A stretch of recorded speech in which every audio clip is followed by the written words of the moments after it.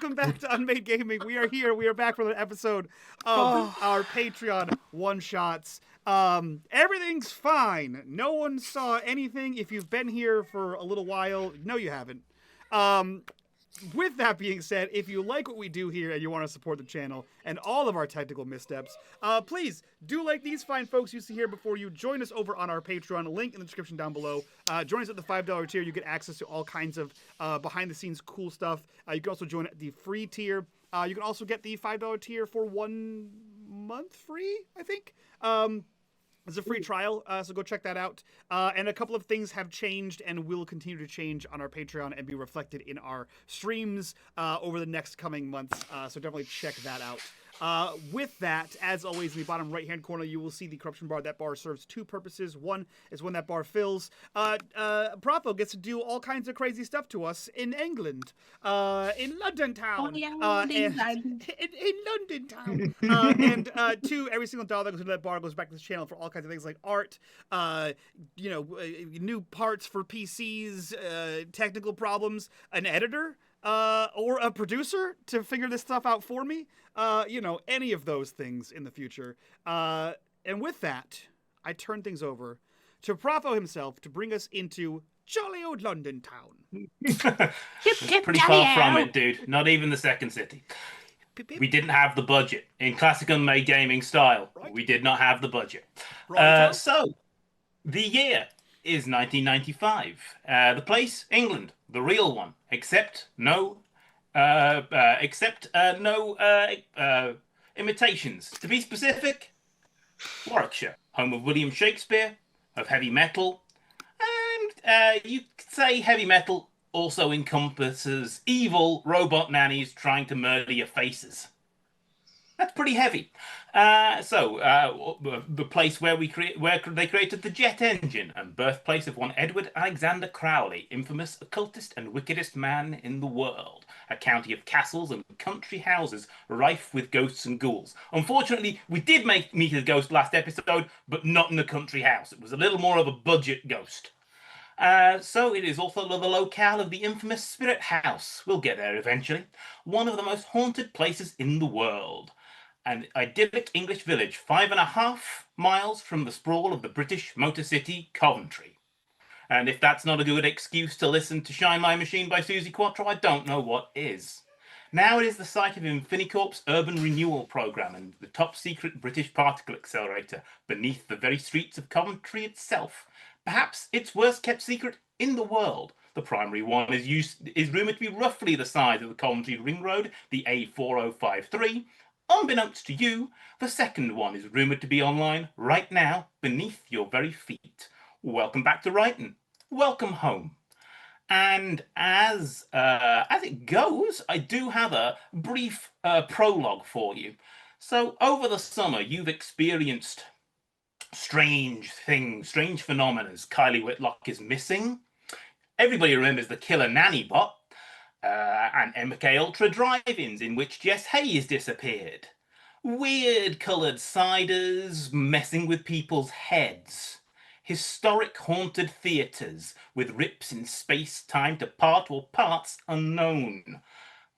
Everything seems to go back to Infini-corp, the sinister scientific megacorporation that seems to be the source to all of your ills. Anyway, here is the teaser. An old ramshackle barn, somewhere to the north of Rytons. Whereabouts, you ask? All I'm going to say is there's a man in a flat cap and a wax jacket walking a whippet past the place. And there's a sign there for farm auction, Bank Holiday Monday, 28th of August, 1995. A sudden thunderstorm rolls in and hits the janky lightning rod and metal roof. Inside lurks a sleek car shape under a tarp, covered in decades of dust and detritus. The car shape absorbs the lightning, and a Knight Rider-style red scanner bar begins to illuminate and scan out into the stormy night. If there were a soundtrack and we had the budget for that, it would play Discovery by John Carpenter. Anyway, how is everybody doing in these last few days? Since we saw you last, and you discovered a theatre and Resident Ghost, who turned out to be very, very nice. Well, Tommy is doing okay. What's the actual date? The 28th, you said? It was the 28th then, now it is Thursday the 30th. Yes. So you're on short time, Yeah. as it were. She's getting a little bit more uh Early. glum maybe Yeah. because her summertime is almost over, which means she's going to be returning to the next school semester over at St. Mary's boarding school for girls. So she's going to be leaving her friends, so she's not too keen. Yeah, I take it this would be an excuse to hang out with them as much as possible, even Yeah. when Sean, our usual responsible man of the group, is supposed to be working and being extra responsible currently, Hmm. because he has been left for the past 3 or so days in sole charge of the garage, as Ducky and Jet have disappeared off to parts in the north to scout for classic cars and see if they can actually find something that will turn a profit. Sean has also been tasked with some work cleaning up. I believe it was the projectionist's room in the Yeah. theater. So Sean uh, has been slightly sneakily underhanded and has figured out how to hook up like a slide carousel to the projection camera, and has found slides of or found and or procured slides of the things that we've done over the summer, the last couple of summers, specifically pictures of Tommy, Oh. um, Aw. and has arranged as much as he could with Jamie and Derek the idea of a surprise going away party. Oh shit. You're gonna make her cry. Jamie has been campaigning on behalf of the theater for the saving and or restoration therein, as opposed to the paving over and building a modern cinema, and he has been trying to inject what he considers to be and what is rightfully true to be cool into Tommy's party. Because if anyone knows cool, it's clearly Jamie. These be the facts. Yes. Unfortunately, he has been proven right about the occult, and now he is entirely insufferable. Think Derek's been like here and there. He's been not absent too much, but he's like tried to pick up, summer vacation jobs. It's a bit easier for him during the summer, as he's more like not suppose he's not meant to be in school, so people are more open to giving him some of those, summer vacation jobs, probably trash picker or leaf blowers, those kind of like manual labor stuff, and is trying to get some money. So probably he's just sweatier and dirtier than he usually is. And you've seen him like going around on his little dirt bike, and that is always somehow broken, no matter how much Sean fixes it. Gladly, somebody has dug a dirt bike of a similar aged Honda vintage out of a hedge where it has been dumped for some time, and it has been bought to the garage. And as it doesn't belong to Derek, there are plenty of good parts on it. It's going to be Seanified. But yeah, so we see the charming little village service station and garage. I have an Attila provided map for you.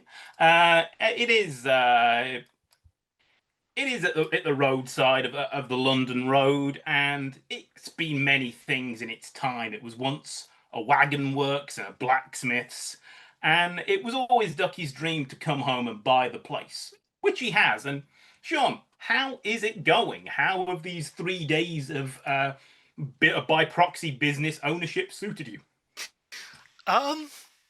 So he is feeling the stress of trying to divide his time between that and the theater. Um, Ducky assured him several times that it's okay, the theater can wait a few days. Uh, and Sean, nodded and smiled to attempt to mollify him. But as you said, he's usually the responsible one.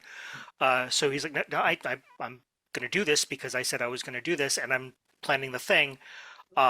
So he's a little frazzled, and I think that he's probably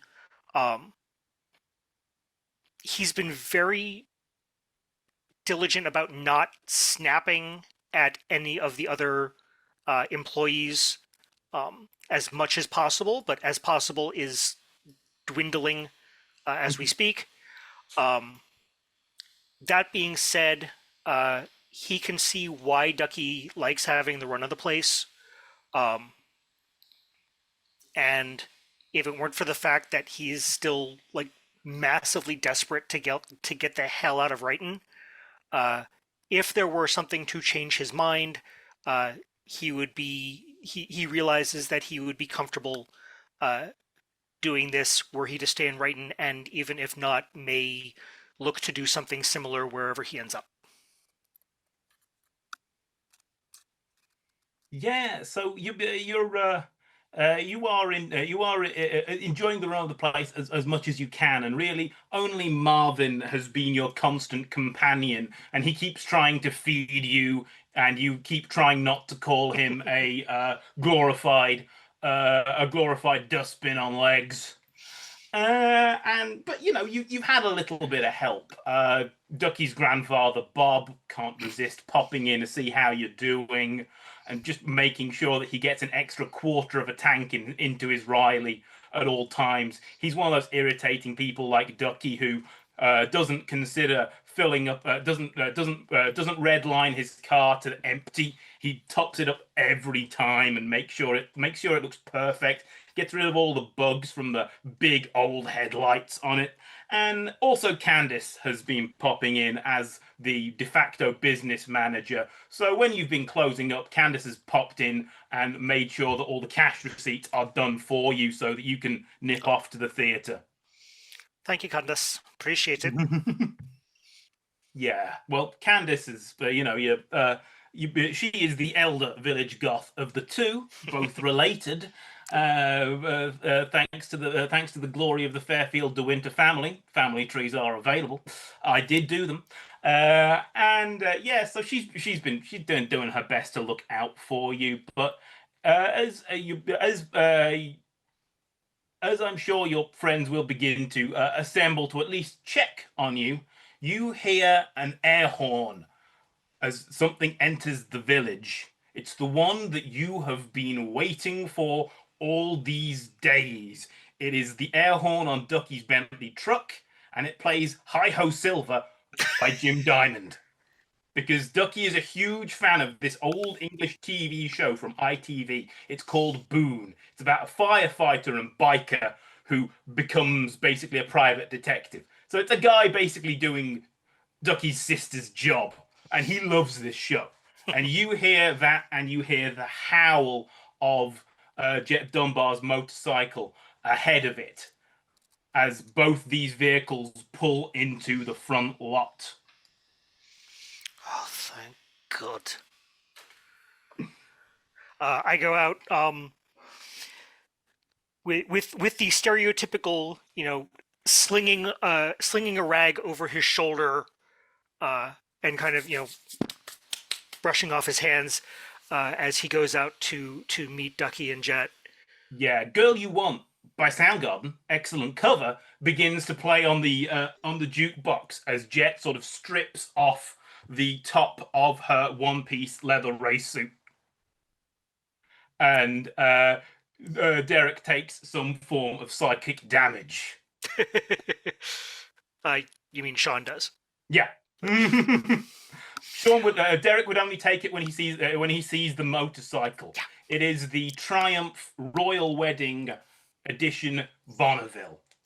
The last one they made before they gave up making the Meridian Triumphs.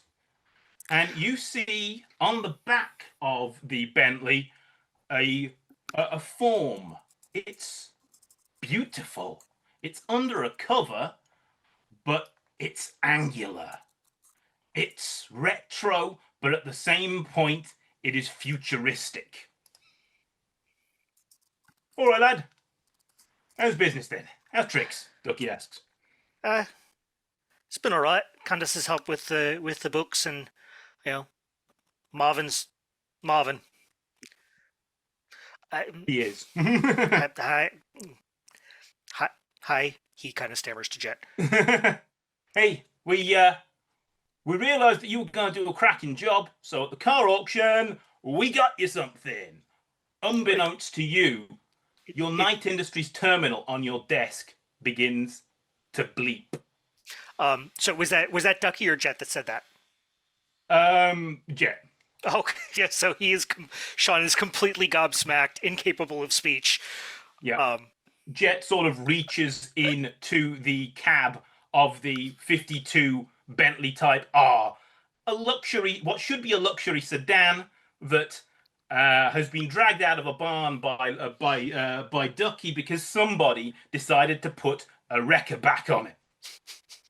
Somebody at the factory, clearly a Bentley dealer, wanted to prove that they were tough. And this thing is. So Jet goes into the cab. She grabs out a big folder. And on the front of this folder is a chess piece. A knight.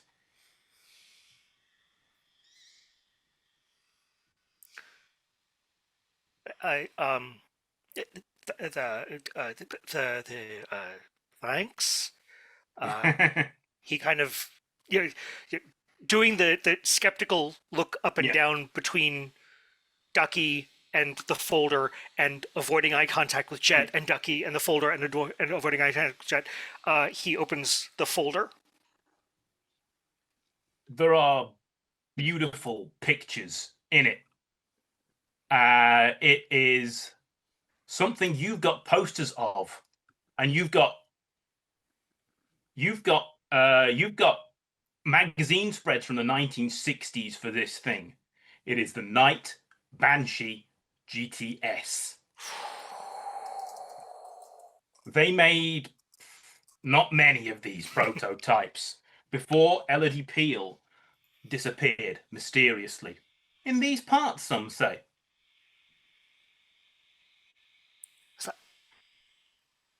Ducky, is that real? Think so. I mean, you've got the provenance.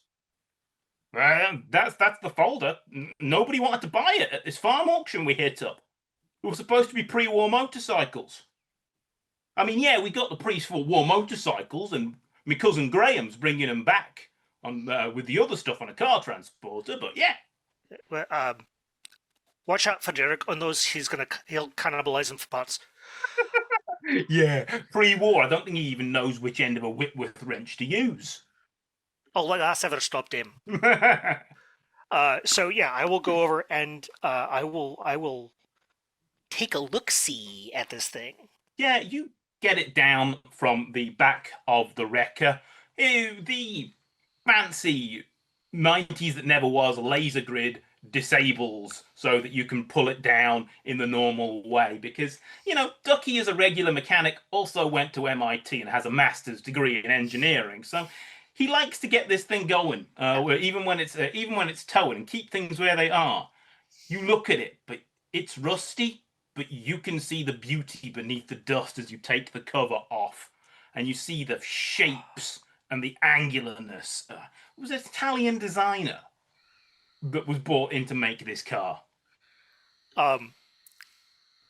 As I take like a long moment just admiring the aesthetics, and then I pop the hood and start looking around the engine block.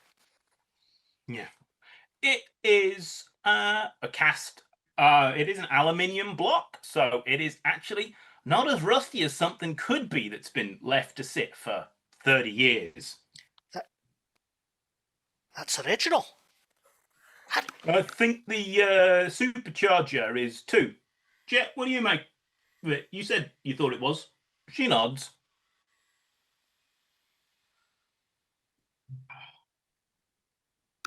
Bugger me. This is fantastic.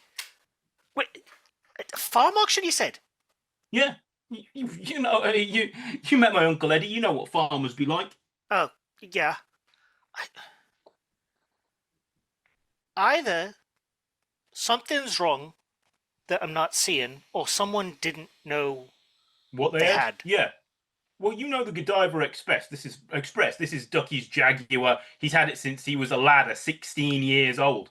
Got her from a farm auction. Farmer's wife didn't like driving her. Just sat in a barn. Oh, that's a bloody shame, that is. All right, well, let's get this into one of the bays, and I'll. Yeah, you get it on the lift. I haven't seen under it.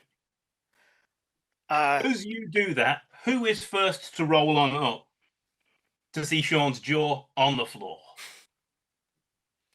I could volunteer Derek to roll up because I Yeah. think it makes perfect good timing.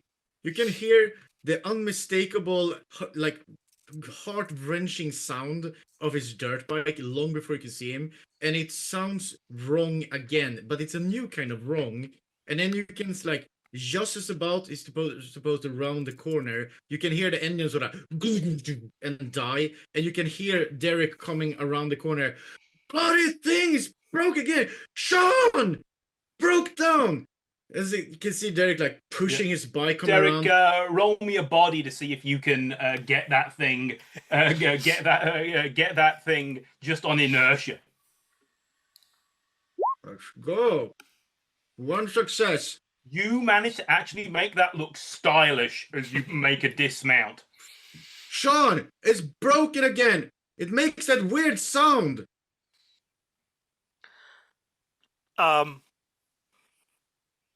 So, I think you have to. Repeat it 2 or 3 times to get Sean's attention. Sean. Sean. What? Sean, the bike's broken. It makes that sound again. You know. Well, it wasn't broken when it left here, so you broke it. I didn't break it. It makes that sound like, you know, like somebody's giving head, like whoop, whoop, whoop. Fix it. What you do after you leave here with that bike is completely up to you. Put it in the corner. I'll look at it later. Come take a look at this. Yeah. I see. Ducky, hey. Is that all scrap? Can I have some parts from that scrap up there? And he points towards the pre-war bikes.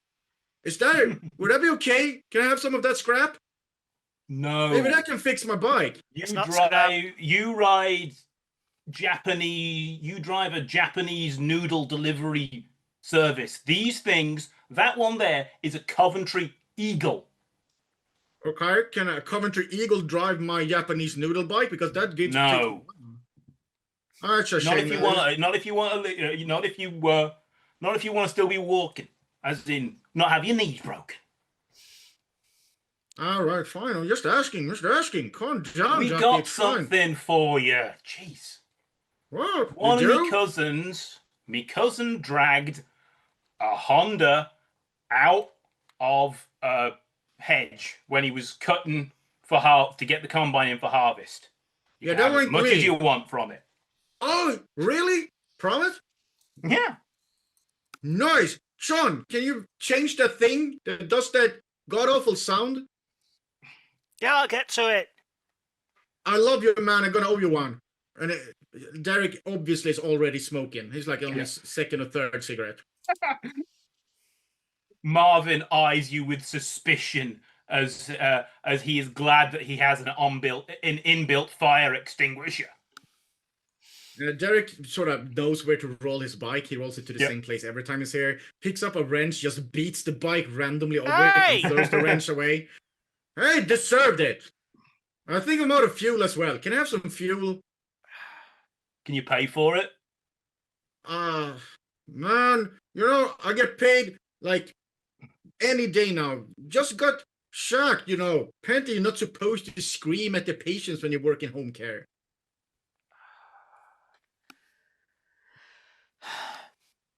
I'll fix the bike. We can talk about the fuel later.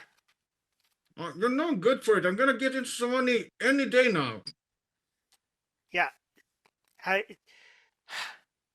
That's like saying you're gonna die tomorrow, and it's never tomorrow because by the time it's tomorrow, it's today. Right, Any so day I'm not now. dead. See, I'm not dead, so I can fail ya. Jet you says, do, like, yeah. I word knew shit. that Derek subscribed to Stoic philosophy. If you need anything, move around, I can pay for the gas. I can like lift stuff or move your other bikes that's not scrap to wherever you want them. All right, I'll tell you what. I'll be back for you later.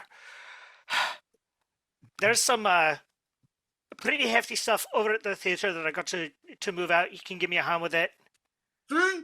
All worked out. Knew I could count on you, and sort of takes a cigarette and bashes it against you as he like sort of knocks you on the shoulder. Excellent, Sean. You know you were a mate. And then goes to like stand in a corner and lights up a new cigarette. Come on. And Sean heads off to the theater because now he's got a now he's got a a pack mule, so he's going to take advantage of it. Mm. I think. And Okay. go ahead. I was gonna say as you get to the theater, I think Jamie's there, right? So you unexpectedly run into Jamie in this place, and he hears you come in, and knowing that it can't be Tommy because it's not time yet, he just starts talking as if he expected you or you were there the whole time and he didn't notice. You're not sure which, but he raises his, and I think like right here is like a I don't know, like a grunge kind of thing, like a grunge meets like the death of high society, right? Because like we have like the theater here, and then they were gonna demolish the theater and then put like a cinema in, and Tommy's very posh, but also Tommy. So she's like the death of high society all in one person. So it's like the heat death of the social experience. Is sort of the theme of the party. And I know there's only like 4 people going, but like party should have a theme. So like I'm thinking like black balloons on one side and then like gold and silver on the other side, right? And then you sort of like clash in the middle, right? Like the ideals of our generation or something. I don't know. So Sean is just standing there trying desperately to take this in and failing completely, and so he's just kind of gone to nod and smile. Yeah. And he walks up and kind of claps Jamie on the shoulder and says, "See, this is why I put you in charge of decorations. You're doing a bang up job." Yeah, and then we do like what are they called? Like crudité, but like on like Doritos, right? So it's not like a fancy like a fancy cracker or like a toast point, right? Well, I know what a crudité is, says Esme, but what are these Doritos? She just walks through a wall. So you were saying that as Sean is walking away towards the stairs to the upper level, yeah. And he just kind of flashes you a thumbs up over his shoulder. So it's the thing where you start, it's you have to just start slowly talking louder. fading away as he continues. Yep. It's like cheese and crackers. You put but fancy, and you put like little you know what a canapé is? Like a canapé, like a crudité. They're kind of the same thing, right? And then you put little small bites, but don't worry about it. You can't. No offense, but you can't eat. I do miss that. Yes. Yeah. Anyway, Sean. Fuck. And I think we cut away. And what was that line that Jamie used? The death of high society or something? Yeah. The death of high society. Yeah. Tommy's taking it out from the inside. Human personified is the Tommy. When he says, she's taking high society out from the inside. Yeah, when he says the death of high society, it cuts to Tommy, and she's walking down the street towards the theater. I don't know, like they were going to hang out or something like that. Like they told her, yeah, we're going to hang out in the theater. It's going to be fun. And she's like, right, whatever. And but she's planning on being early because she's got nothing else to do, and she's just going to go. So she's going to inadvertently crashed their surprise party too soon. But but when the camera cuts over to her, she's walking. She's got her leather jacket like hanging off her shoulders, like a white tank top, and like a denim skirt, and she's like face claim Denise Richards, and she's walking and she's been chain smoking like crazy. So she's got the cigarette in her mouth and her lighter, and she's like, "Chick, chick, chick, chick." She's like a bloody wanker, fucking cigarette, and she can't get her cigarette to light as she's like clomping towards the theater, and then she finally gets it lit. And she's like, oh, takes like a huge drag of it, and she's just like. Exhales a breath, and then she pushes open the door to the theater and she walks in. All right, we wankers, what are we doing? I ain't supposed to be here yet. You're Leave. Get out! Get out! Wank. Get out! What You're a are you wanker. talking about? I thought we were gonna hang out and Yeah, we're gonna hang out. Hey. Come on, let's go outside and have a smoke. Can I bum one from you? you owe He me puts one like out. 2 packs, Derek. So make it 3 then, Tommy. Come on, you have one more. I know you got one more for your buddy Derek. She like pulls up like her chain purse hanging off, and she digs around, and it's like a I don't know, it's a YSL bag or something like that, and she pulls out a cigarette, and then she like flicks it at him. Whoops. You tried to catch it. Literally flicked my fake cigarette. Tried to Yeah, catch she it, but also flicks it at him. Derek is trying to position him in Tommy's way so she can't see anything going on behind him. Why are you acting like that? What are you doing? What? What do you What's mean? with the, Here, look what's over with there. the balloons? What's Over there. No, look over there, I say. Like, other way. Look at the other way. Let's go. What? Smoke. Yeah. Smoke. Was this no smoking all of a sudden? Smoke. Ugh. So she will clomp outside. No You smoking notice- all of a sudden? You Since when notice is that that thing? the It's an old you notice building. that You the- can't smoke in yeah. here. It'll go up. It'll go up. It's like a powder keg. Something.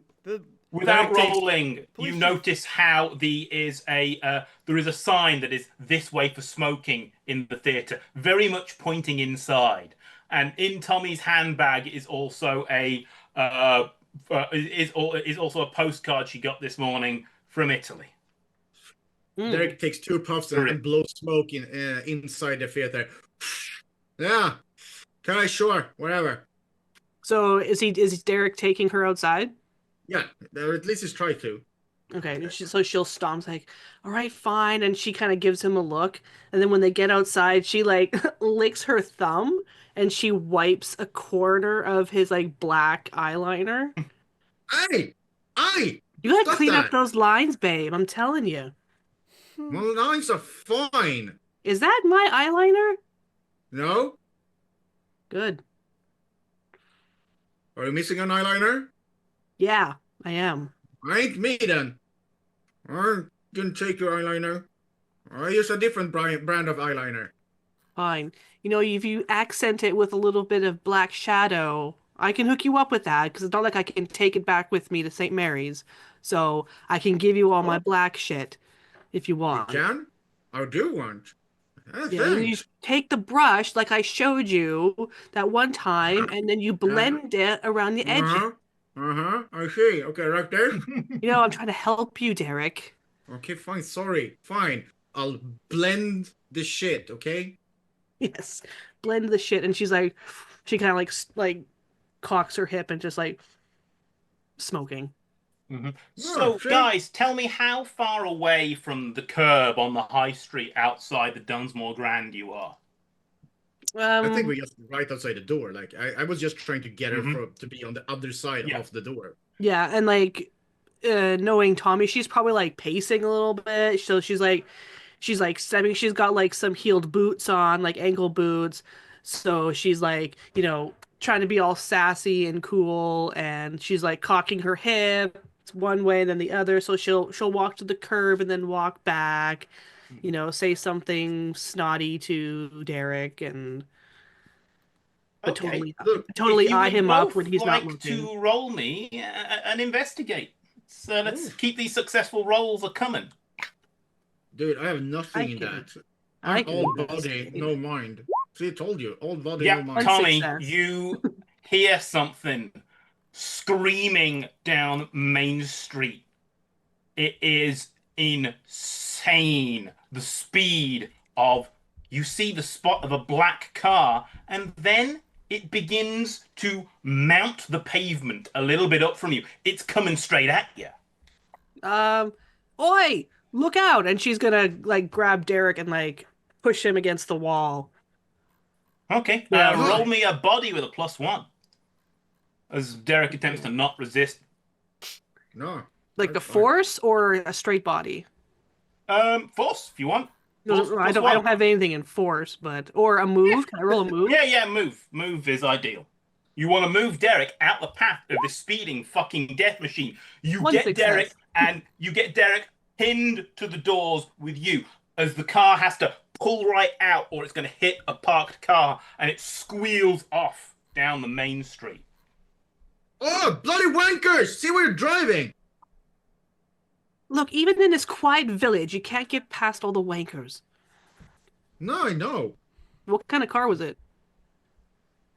Doesn't look like anything you've seen before. It looked like a concept car. Hmm.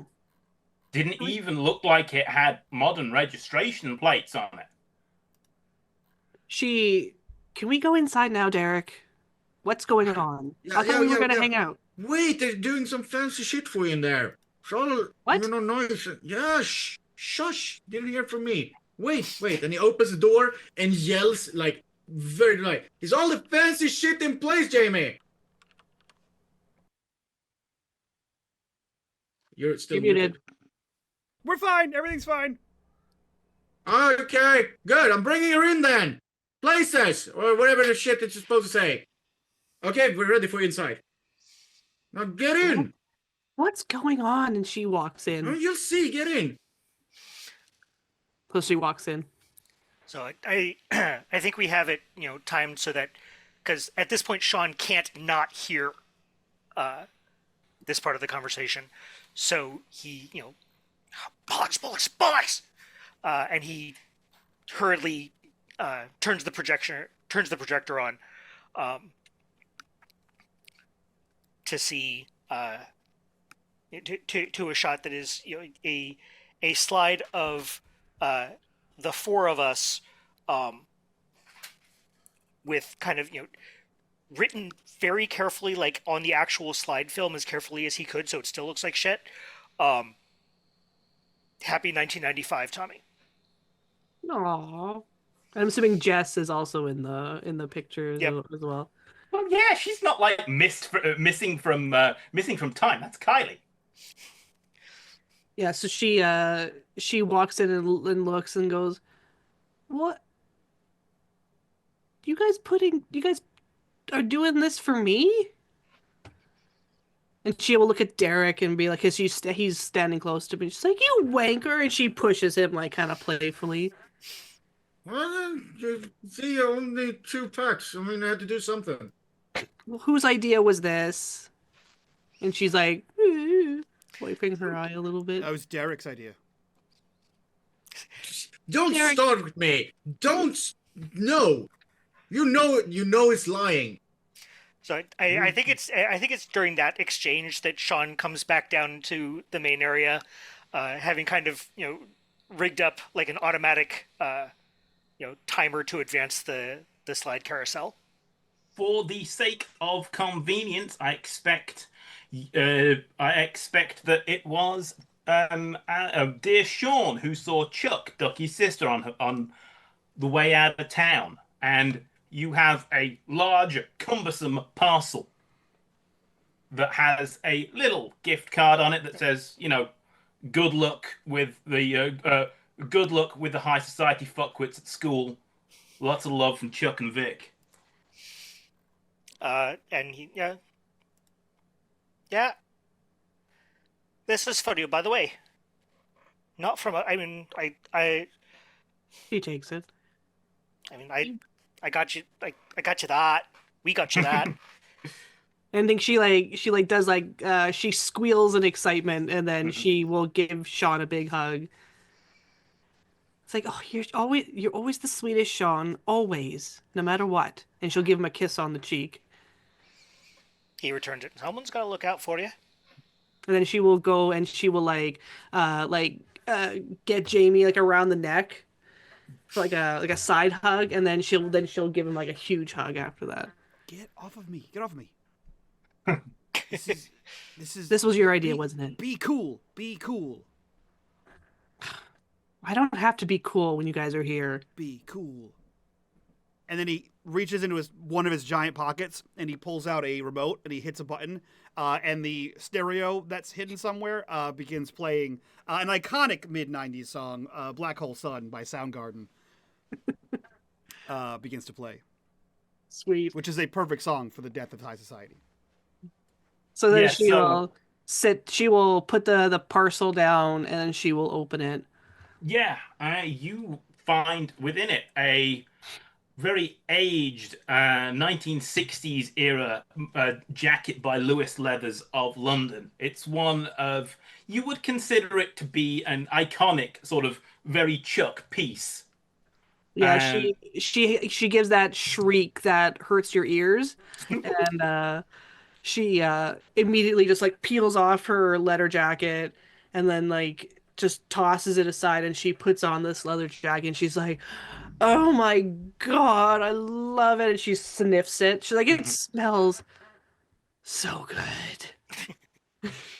And then she like will spin and be like, oh, how do I look?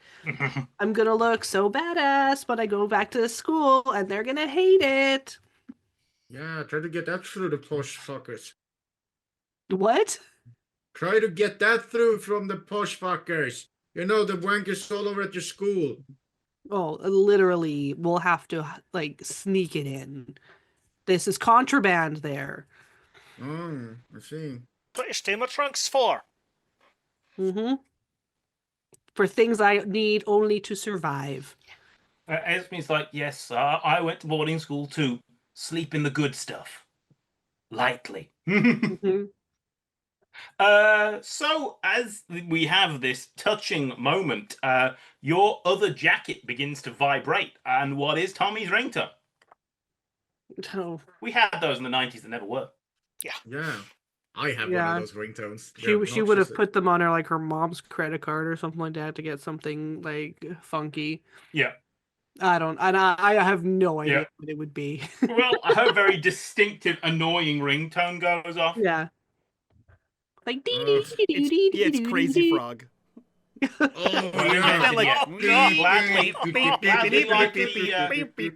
like the Spice Girls, it was not invented yet. Yeah. Crazy Frog was invented. Crazy Frog was in the 80s, dude. Yeah. Crazy Frog was in Beverly Hills Cop. True. Well, it's Axel after. Yeah. And you guys know, Derek almost got hit by a car out there. Funny story. And she will your go phone continues to ring. It's like the wankers almost drove me over. Mate Tommy here just showed me a sign. Nobody can fucking drive anymore. Derek, no offense, but that's kind of what happens when you like live in the streets. That's where cars live. That's like saying I got bit by a shark in the ocean. Like, yeah, it's fuck around in the. That's the shark's house. Jamie, you offering? Can I come stay at your place, mate? No. No, see, this is where fucking I'm supposed to go. She flips the phone open because I don't think call display was a thing. It's like you can have about 5 numbers in your phone unless you have an ultra fancy one. Maybe Sean's work is in your phone. It's Ducky. Is Sean the boys with you? Sean? Yeah. Yeah. He sounds worried. He's right over here. He sounds worried. Past the brick. Usually get worried. It's Ducky. How does Ducky have my number? And passes Sean the phone. I think your mum gets work done there. So I don't know. Maybe he's called your mum.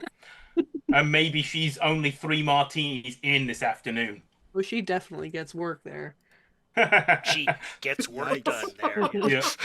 Hey, Ducky's a fucking almost married man. Thank you. Spice. You have other employees who work there. Yeah, one's 15. Sean. Oi. She passes the phone to Sean. Oi. Sean, are you all right? Yeah? What happened? The car got away.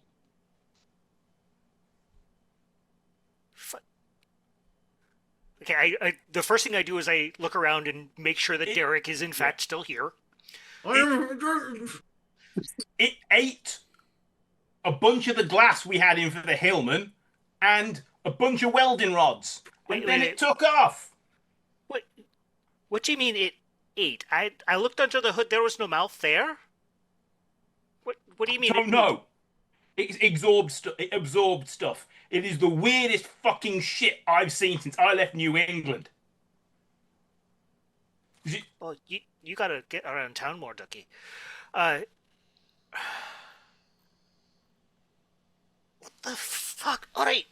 I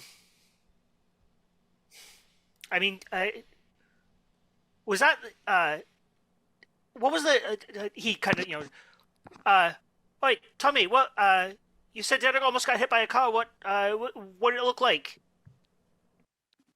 I don't know. No car that you see around here, that's for sure.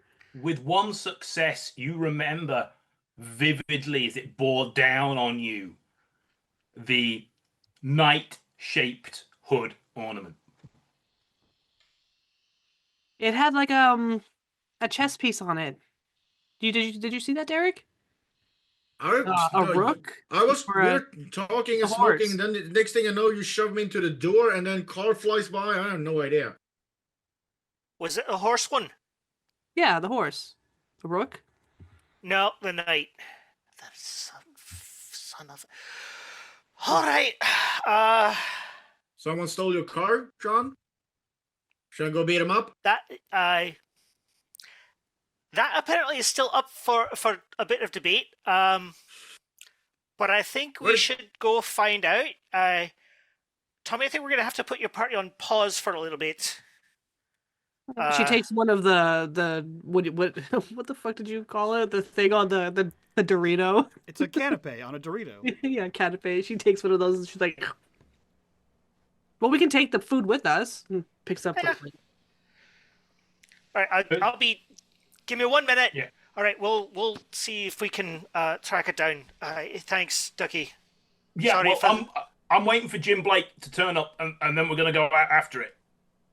All right. Well, if we see anything before then, if you see anything, call Tommy. If we see anything, we'll call you.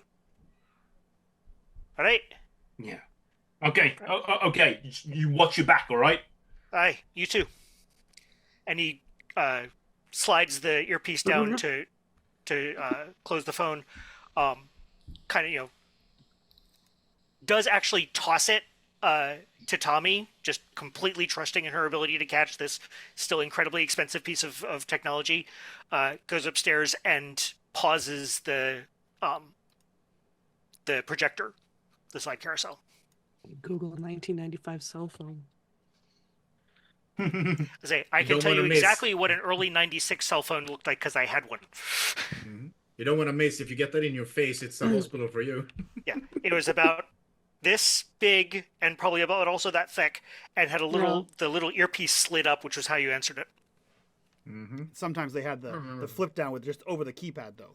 Yeah, that was later. That was high tech. That was if you had money in the mid-90s. I remember the Matrix phones. I had one of those Nokia Matrix phones. They were awesome. As our soundtrack slips to the to a song that was big 5 years ago, Battle Stations by Winger, what is the plan? Who has transport to track down Murder Car? I have bikes in the shop. So what's going on, Sean? Apparently their parts were stolen. Let's go beat the fucker up for stolen. No. Why don't we just call the cops? And miss out on a beating? Well, I'm feeling for today. I'm beating the nerd up in forever. Derek, shut it. Quick, Federson. Ducky and Jet bought a car at an auction. Really fancy thing. Very rare. The night Banshee, and apparently that was what just drove by and tried to kill Derek, and Ducky was saying something really weird about it was eating glass and welding rods, and I don't think this is anything that cops. This is like Nanibot, but Yeah, that sounds like more nanny so. shit. 4 wheels. Yeah. Let's see. So where is it going? Which way did it go? She Past points. us. It went east. Well, then it's. Well, that's. Sean, roll me whatever heart you've got. I have 1 in charm. That's the only hard skill. Yeah, okay. Roll me that. Well, with a +1, why not? Okay. Am I still upset? No, that would have been absolutely fine. You had 3 days, I think. You said +1? Yeah. Come on. It was an emotional and beautiful time. There we With go. 1 success, you realise if it's headed east, it swung round to the estate where you live. It seems to be trying to get rid of people that were getting in the way of you hanging out with the car. It seems to be some sort of Christine incident to you. Oh, lovely. All right. Oh, shite. All right. I think it's no. I think I know where it might be heading. Come on. We're gonna have to hoof it. What? And he takes off as fast as he can towards home. Which way you heading outside of the theatre? If it went east, I'm going east. Yep. Okay, so She you follows. said Yeah, we it. follow. Yeah, I follow that car. Yeah. Yeah, you hoof it as fast as you can towards the London Road estate, and the sinkhole little pub called the Godiva Arms, which is the estate pub. All right. As we get closer, I'm gonna kind of keep an eye out for, just people on the street and ask them if they, did you see a really weird looking car drive really fast by here? Which way did it go? Yeah, people say it was headed up the London Road. Shite. All right, thanks. Listen, I just want to point this out real quick while we're talking about this. You remember the nanny bot, right?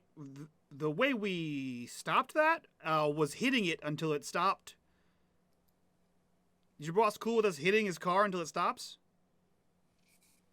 Well, there lieth the rub. I say, not sure, but it doesn't matter. It's not his car. Aye, so that car tried to kill me. It's cool if I kill it. No. Yes. Can never do anything fun around here. Oh, it's new, Derek. Hey, You're punching the nerd, Derek. I said no killing. I didn't say no percussive maintenance. Oh, now we're talking. Okay, guys. Everybody, roll me an investigate. Eric, do you have a lighter?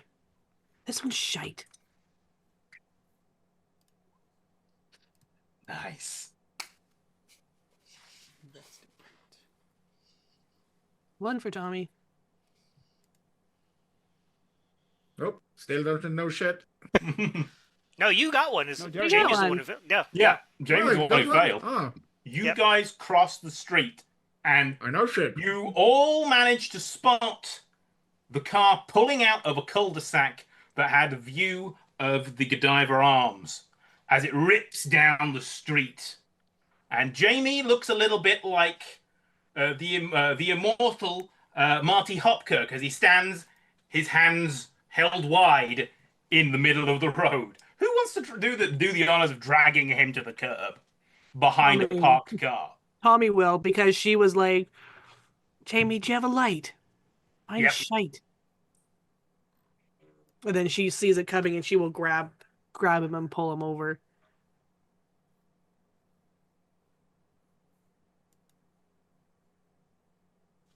You Yeah. okay there, Mike? Yeah, sorry. Absolutely, my brain just shut down. It rebooted, like Trevor's camera earlier.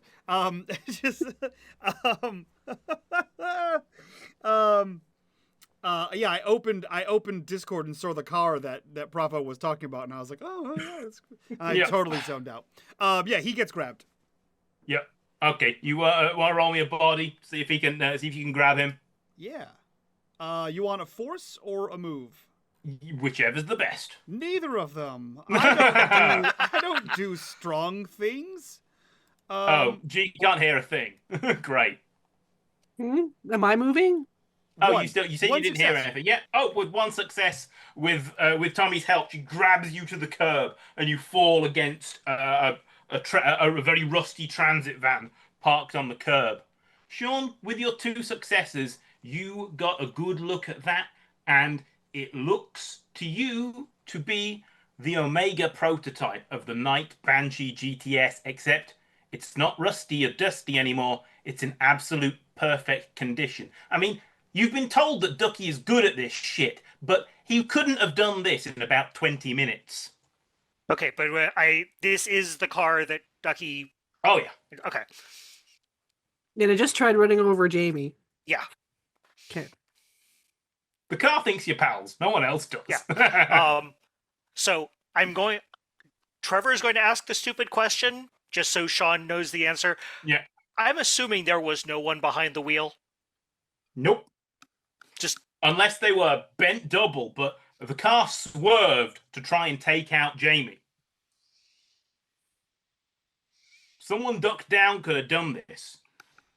Okay, you had a very excellent roll then. Roll me another investigate. With a +1. Sean? Yes. See what you remember from reading about this car in the magazines. Nope. Well, you do recall that this was very similar to that American TV show you've seen, Knight Rider with David Hasselhoff. He's in Baywatch now. It's not as good. Not nearly as good. Lot fewer cars. Yeah, lots fewer cars at the beach, and the salt water's bad for them. Right.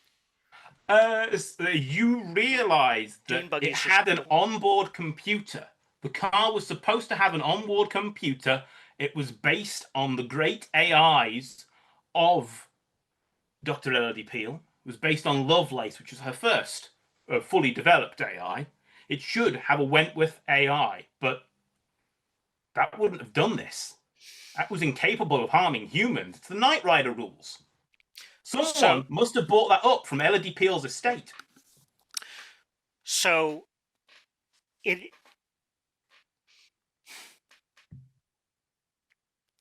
okay, is the car still within line of sight, or has it? It has stopped to do a Jim Rockford style power J-turn and come back. So if it's heading for Jamie, it's heading for everywhere that you aren't. Okay. So wherever it's heading for, whoever it's heading for, I will shout out a quick, well, if this doesn't work, it's been fun, and do a reference to another great 1980s movie, where he will just, he will stand there in the middle of the street, hold out his hand and go, "Stop!" The car screeches to a slide of a 4-wheel stop, much like Knight Rider. They did that every week. And the scanner bar lights up, and it says, "Recognize primary user." The voice is deep. The voice doesn't sound anything like someone who would be called Wentworth. You assume that Wentworth probably sounds like a proper British valet or butler. Jeeves from the radio plays. Right.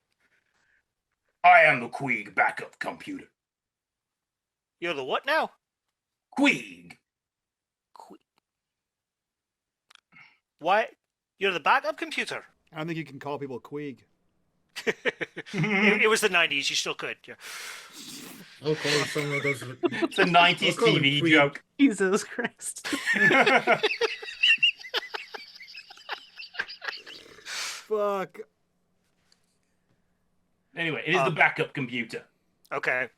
So, whether you believe that or not, is up to you. It has a timbre that reminds you of the nanny bot somehow. Something deep in your memory. You've got your own robot, Sean. Yeah, We call kind of her would have Queen. preferred one a little less homicidal, but we'll take what we can get, work with it from there. All right, Queek, what's why are you active if you're the backup? I came online 3 days ago. How long did it take Ducky and Jet to get home? They've been gone since about the sale was on a bank holiday Monday. They went other places. They bought other things. Okay, It's Thursday now. so it's been 3 days. Yeah. Shit. Can you still access the primary system? Primary system is down.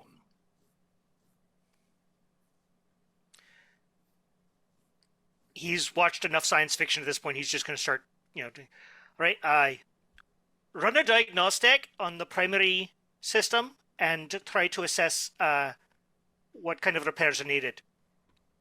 Does not compute.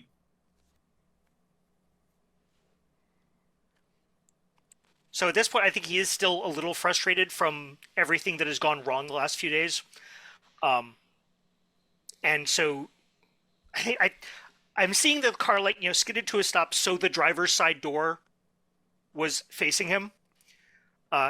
So he kind of he's sitting in the driver's seat at this point. He bangs the dashboard, says, "I'm your primary freaking user. Run the fucking diagnostic." Hey, tell him. Not enough RAM available. What's look, RAM? I think we need to ram this car. Oh God, this is the more than once I've had to say this. I agree. I agree with Derek. This nerd shit is the opposite of Smash. Let's smash it. So, does anybody? You were all there the last time we went to the Grand and we found that strange apartment across the street. Mm-hmm. Anybody want to roll to see if there's anything you think we might be able to do with it? Well, we know Whether Derek that's smashed the shit out of that, so Yeah. I can give a comprehend. Excellent. yeah, I can comprehend as well, but that's all that I got. I can't comprehend. Derek, just hit it. It's worked You every remember that time. Derek was in a room where he smashed a lot of things. Yep. Yeah, you know It what, was Derek? fun. Hold on a second. Put your hands out. And he Sh- reaches into his Jenkos, his off-brand British Jenkos, and pulls Get out your lighter two- while you're in there. Shut up. And pulls out a set of rollerblades and just puts them backwards on Derek's hands. So now he's Edward Rollerblade hands. Sean would like to Also- do What the fuck? I want your dirty ass. Get off me. Sean would like to do a program Tommy. to see if he can figure out a non-smashy way. Yeah. Because Okay. it but- is still his new car. But before you do that, Tommy Yep. steps in and she's remembered that you found that night industry terminal that you got out of the you got out of the strange apartment and you reset the factory settings. Yeah, she says that, but after she reaches into Jamie's jean pocket, rummages around in this Janko pocket until she finds his lighter, lights the cigarette that she's been jonesing for the last 5 minutes since she last had one, does a Blew the huge hand away. inhale, and then she was like, that weird fucking ass machine that we saw in that apartment building across the street, that Derek smashed very well, I might add. Thank you. It had, Get a what did you say, room. night industry. Yeah. Oh yeah. And what did you do? Something about a Factory you got a reset. factory something? Yeah, factory reset. That's it. Yeah, dude. Yeah, do that to the car.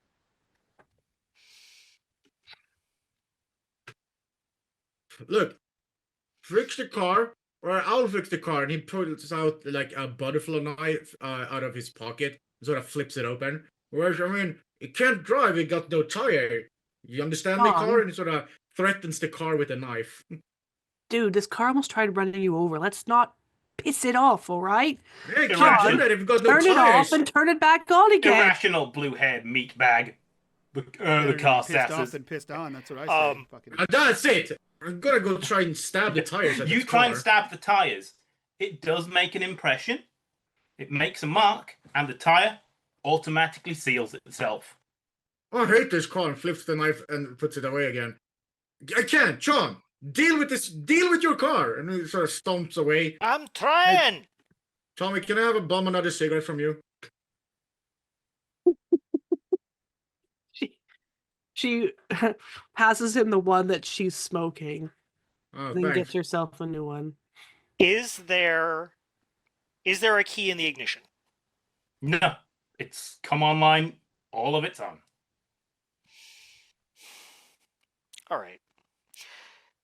It's Sean, I'm beautiful sure- in there. There is wood inlay in the dash, and the piece of wood, you notice it has the signatures of the entire team Of that course. built the thing.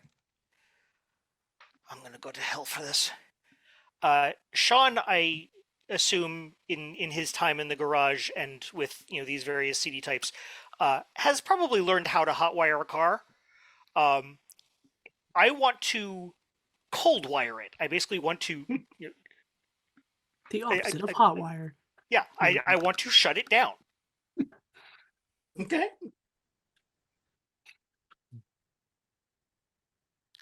So I pop the little thing, the wires Yeah. come out. If it gives me a, what are you doing, Dave? Then, this is for, well, okay, this is for my own good and yours and theirs. This won't hurt a bit. What is the Okay, I meaning lied. of this? Roll me a tinker.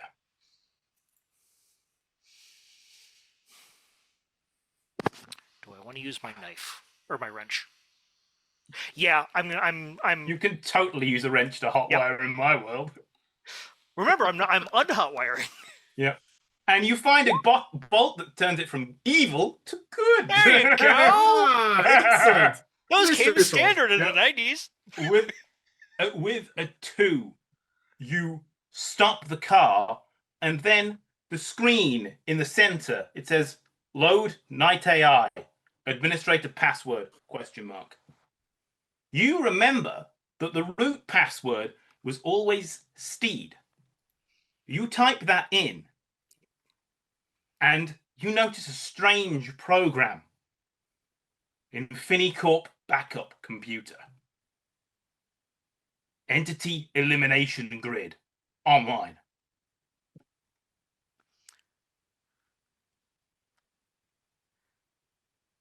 Oh, that's not good. But I disable grid. The voice activation is clearly off, though the yelling was good. You managed to find a trackpad ball. Okay, yep. Yeah. Turn Is it there a off. big button? Is there a button that says stop? If so, I click it with whatever interface I need to click it with. And with gusto. Yes. But I yeah, kill him this, and take his this applause. terminal looks wrong. It looks like one of the hacked Infini-corp ones that gave you the trouble and Yeah. made you see through the veil. Not sure what at the theater. All right. Where are we now? You're a couple of streets from your house. Which means we're how far from the garage? Maybe like half a mile.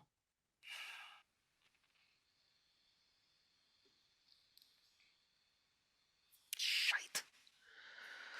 All right. If we are just a couple of streets over from my house, that means we're also very, very close to Uncle Alistair's house. Okay. So I'm gonna go. I will shut it down. if I motion Tommy over. If it starts up again, just do this again, and I show her what I did to kill the power. I said, I'll be back in just a couple. Okay. Where are you going? See if my uncle knows how to help. All right. And because Uncle Alistair's also, he's also kind of a gearhead. So no smash? And if something happens and this doesn't work, she points to Derek. Derek's gonna break the shit out of this thing. Just so you know. Got 5 minutes. If I can't, she leans over. If I can't turn it off. 5 minutes either way. Right. The time we're spending talking here doesn't count. And he turns around and runs. Derek's gonna start searching around for big rocks.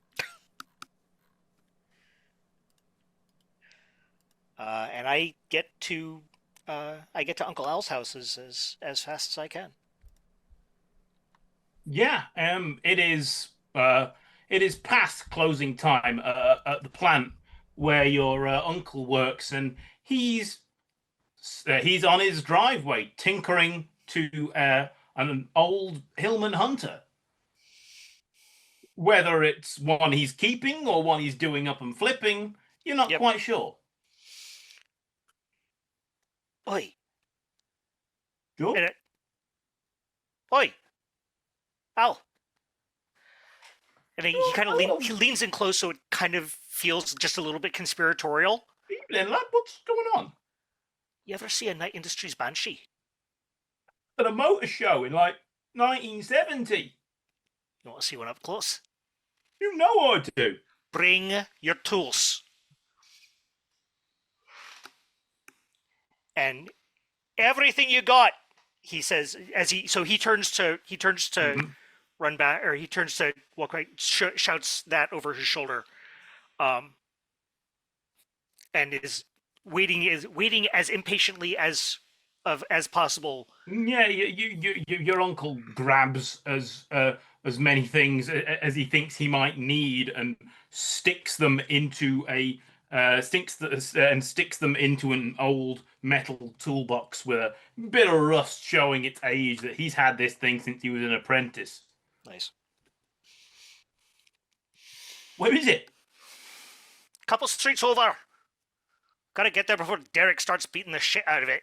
He'll just hoof it with you because the Hillman Hunter is on the front of his driveway, blocking everything else in. All right. So we head back over. Yeah. What do you think? Would this rock do? Can't find a bigger rock. I don't think I can smash it with this rock, though. You're just I think gonna. the biggest rock you could. What you want is like a rock that is the biggest you can find, but fit in one hand, so that way you can find a second one and then just go to town, like a windmill. Yeah, 2 big rocks is what I need. Yeah. Don't hold them like that. That's disgusting, Derek. And she stamps out the cigarette in the cigarette tray. Back when cars had those. Mm-hmm. Oh, shit, it's Sean. There'll be no smashing, I guess. Look, this is his new toy. I don't want you wrecking it, okay?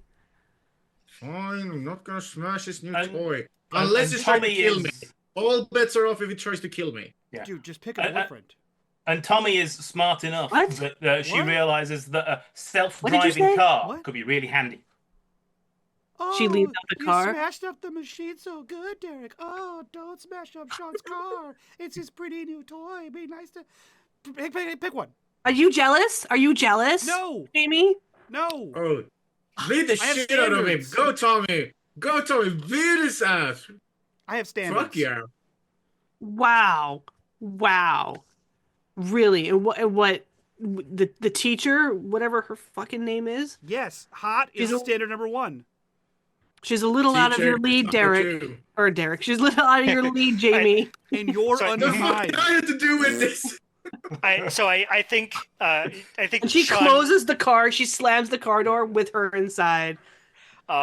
So I think Sean comes back just to hear Jamie say, you know, I have standards, and kind of quips as he runs past the group.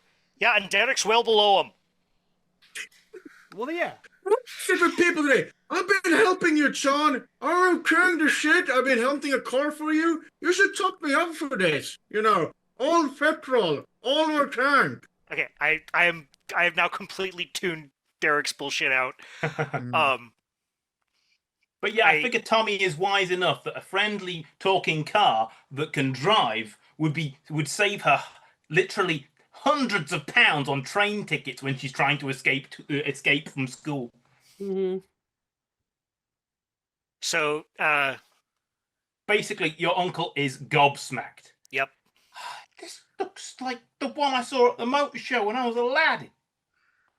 It might be. Gawk later. Passenger side. She's closed the doors and she's in there. And now you can see the car filling up with smoke. 'Cause Oi! She's turned on, like she's pressed the button for the lighter. Because those things are reliable as hell. So. Never gonna. Oh, that'll be working after 30 years.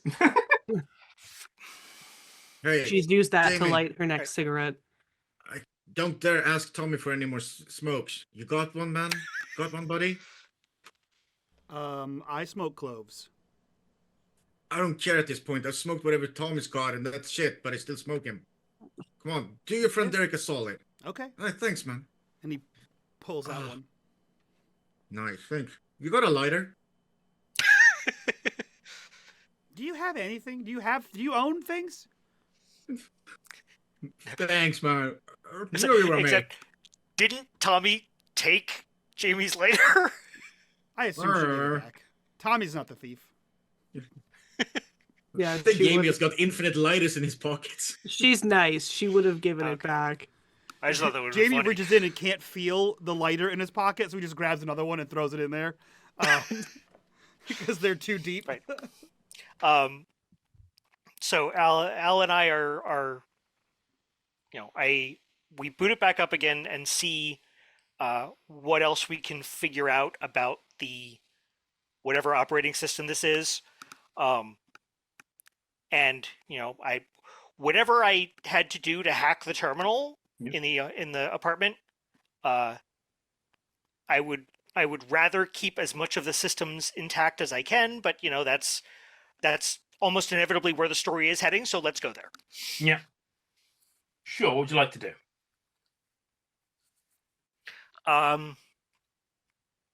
So if it doesn't respond to anything else that we're doing,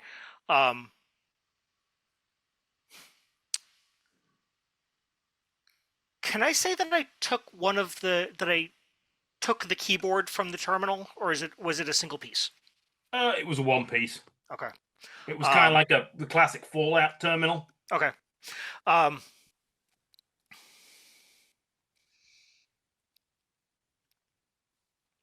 So basically, when it's, you know, I will turn it off and on as many times as need be, and see if there's anything I can do between a touchscreen and a trackball and anything else that I can, you know, and fiddling with the wires if I need to try to interrupt the boot sequence and get to a logon screen. Yeah, holding in the trackball in a specific place that it's delete. Okay.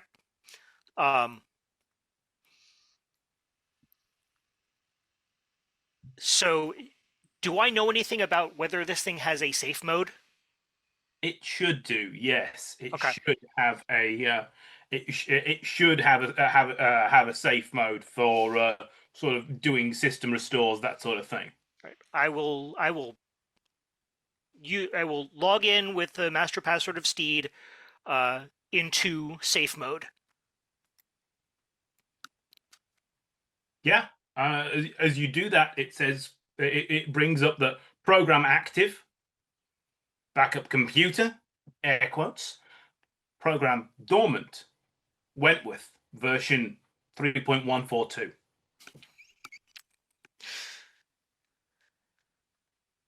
Right.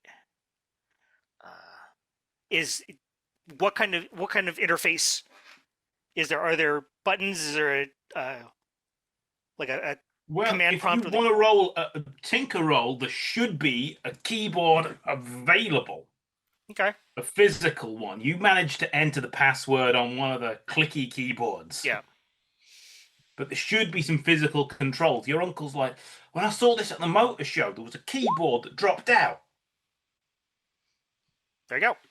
And on a curly cable from beneath where the airbag lives these days. Oh yeah. Okay. Yeah. Under the glove box pops out a very ornate keyboard on a curly cable, like a phone cable.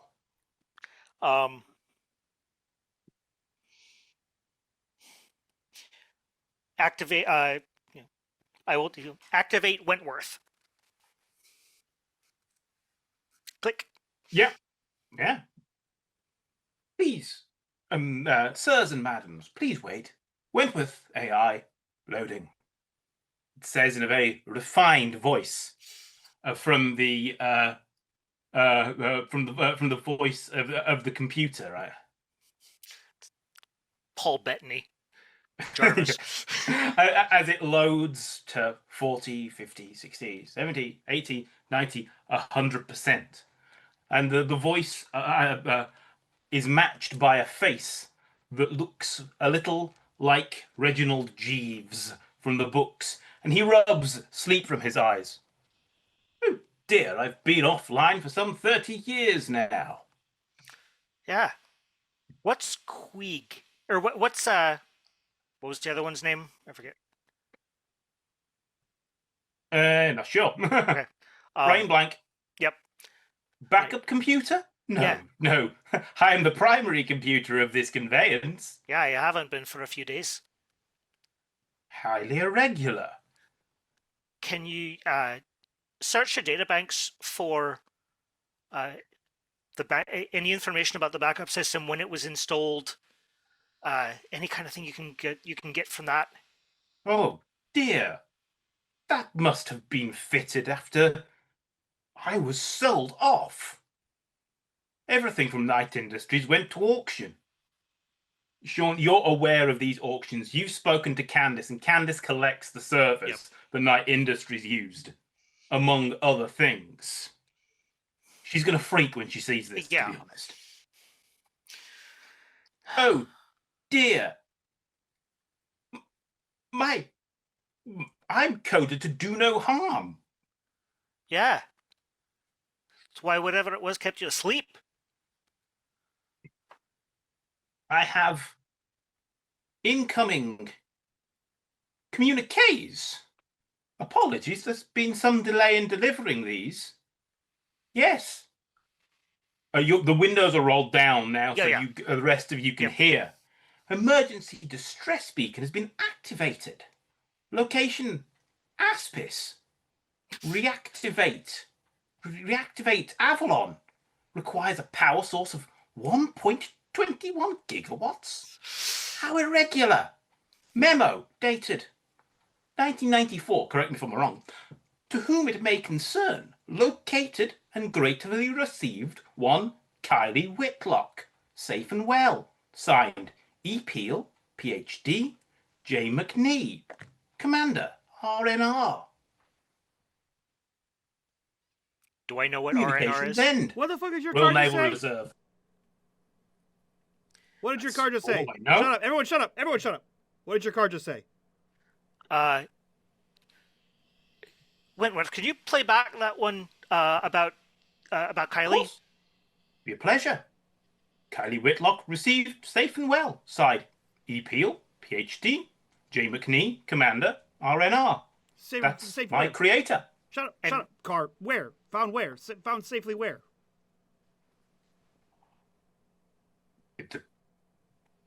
The source of this is right here. Hold on. When was it sent again? It was sent the very day that Kylie disappeared. She was found on the very day she disappeared. Yeah, found where? Found where by Dr. Frankenstein? Where? I don't care about who. Where? All right. You said Wentworth. You said the second guy whose name I didn't bother to write down because I'm too busy turned into a voice. Yeah. That was your creator. As am I, dear boy. Yes, it's Elodie Peel. She was the CEO. Okay. Okay. And Commander McNee was Thank you. her partner. Right. Where were they based? Telemetry data receiving. Right, non Dunsmore, Warwickshire. They live here. They were here. This old abandoned Righton house has been abandoned for maybe 30 years now. And that is the address that Wentworth feeds out. Auto That is drive. where the transmission came from. All right. Everyone get in. Watch your heads.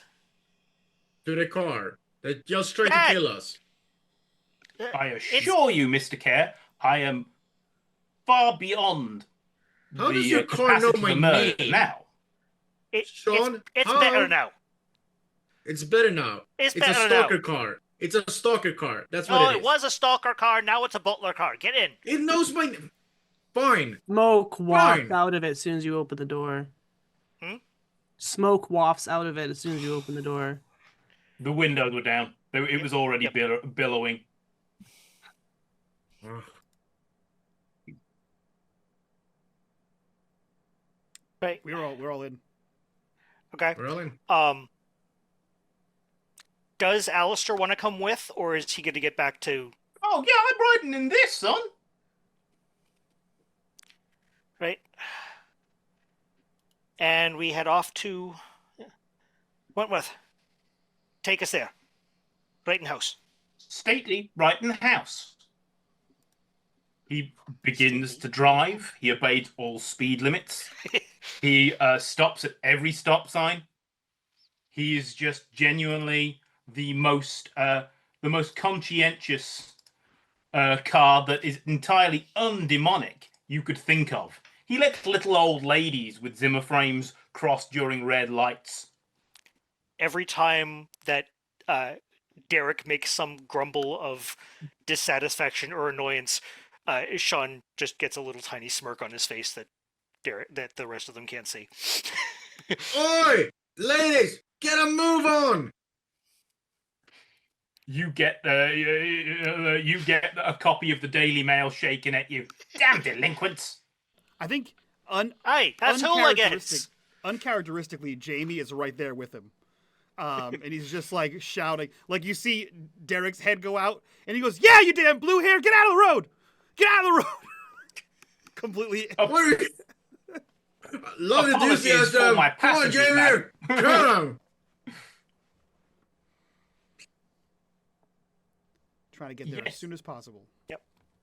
You arrive at a beautiful house. It would have been quite lovely decades ago when it was in use. Sir Righton House, labelled on the main map. Buy Attila for your convenience. It's a beautiful sort of minor stately home, as I've posted in chat. It looks very down at heel. The years have not been kind to it. But it seems entirely abandoned.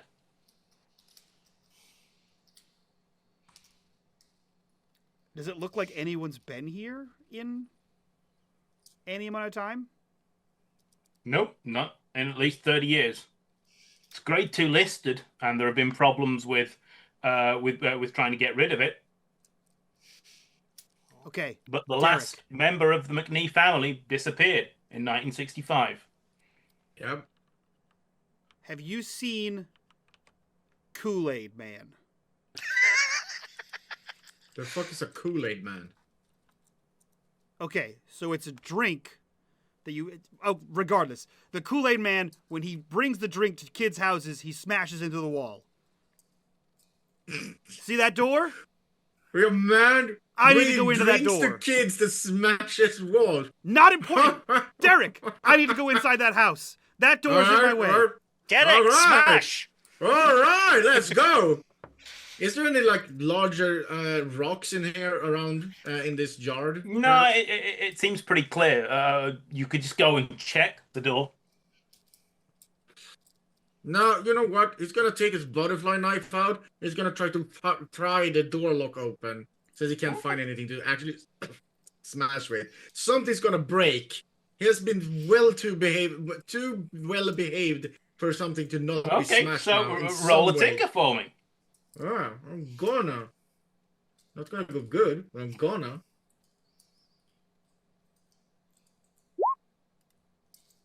No. You No. body into the door and realize that it's unlocked.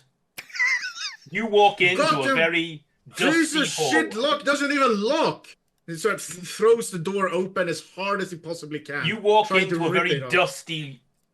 dusty hallway. 30 years of dust. Stack of post.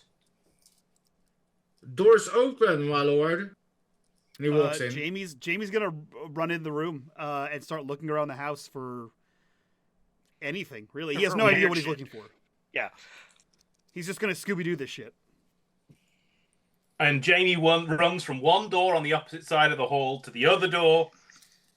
It makes no sense. He came out of one door and just Yep. randomly, and then when another door came back out the first door. At some point, impossible. two of them run out and meet each other. Ah! Yeah, two identical Jamies. Full on Scooby Doo. Yep. Tommy's gonna look around as well, see if she can see where anyone might be, a logical place where people might, like a person might be kept or hiding or something like that. Yeah. Sure. Sean is going to leave Alistair with the car and strict instructions not to take it anywhere. But, you know, Oh, yeah, they're full on playing a game of I Spy together. and you know, if battle what's his name starts to reassert itself, you know, turn it off and back on again. I assure you that I have put him onto an external hard drive, one of which he should never escape. If you would mind encasing him in lead for me, the glove box opens and out pops a very ancient hard disk. If you could remove him from my presence, Sure. it would be appreciated. He'll take it and put it in one of the pocket. You know, he's got utility like cargo type pants on. Yeah. He puts it in one pocket. He's going to go in and very specifically look for anything that would lead to like a secret basement Yeah, lab or something. Because he's seen enough spy movies to know how this shit works. yeah. You look for the library and you look for the bookcase. Yep. Who would like to roll investigate first? I'll jump in there. I rolled already and I failed. I also failed. I rolled 8 fucking Yeah. dice. You guys are messing with books and objet d'art, and nothing seems to take.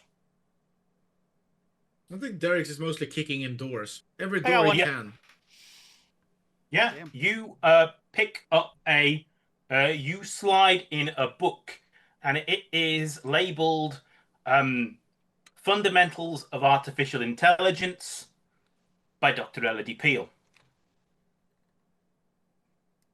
And you I'm find gonna yourself I'm on a gonna push spiral my- staircase. There we go. I pushed my roll for 2 successes. Yeah, you are you are with Sean as he heads on down. Put it I on think book. Jamie's too That's- distracted unless someone calls him over. That's some hubris, isn't it? It's our own book. If you unfold if you open the book, it says, "To whom it may concern, I never said I wasn't a vain wanker. Love and hugs, Elodie. What is there? Oi, lads! There. Jamie, over Over here. there! He comes There's running no- around the corner. More doors that need to be smashed. Don't know yet. Let's find out. All right, I'm coming.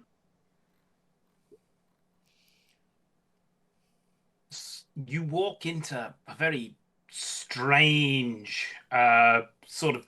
It looks like a steampunk mad scientist's lair down there.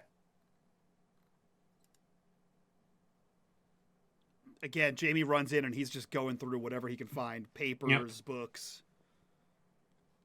Is it lit? If not, I The lights immediately come it's up. lit. oh, okay. So So motion lit. motion activated. Very nice. Wrong time You frame. figure there's some sort of Night Industries Okay. generator there, and they had some pretty powerful pretty powerful generators, stuff that could easily last for 30 years, even if it might need a fuel rod. Now, you look around the place, and Tommy, you immediately stumble on a pack of communiques. They are from an organization called Coven. Coven, like witches. The Center for Occult Verification, Examination, and neutralization. Jamie, Yeah, what do you got? I think this is your bag, baby. And she holds up this thing for him. This is right up your street. He grabs these packages of these communiques and starts going through them.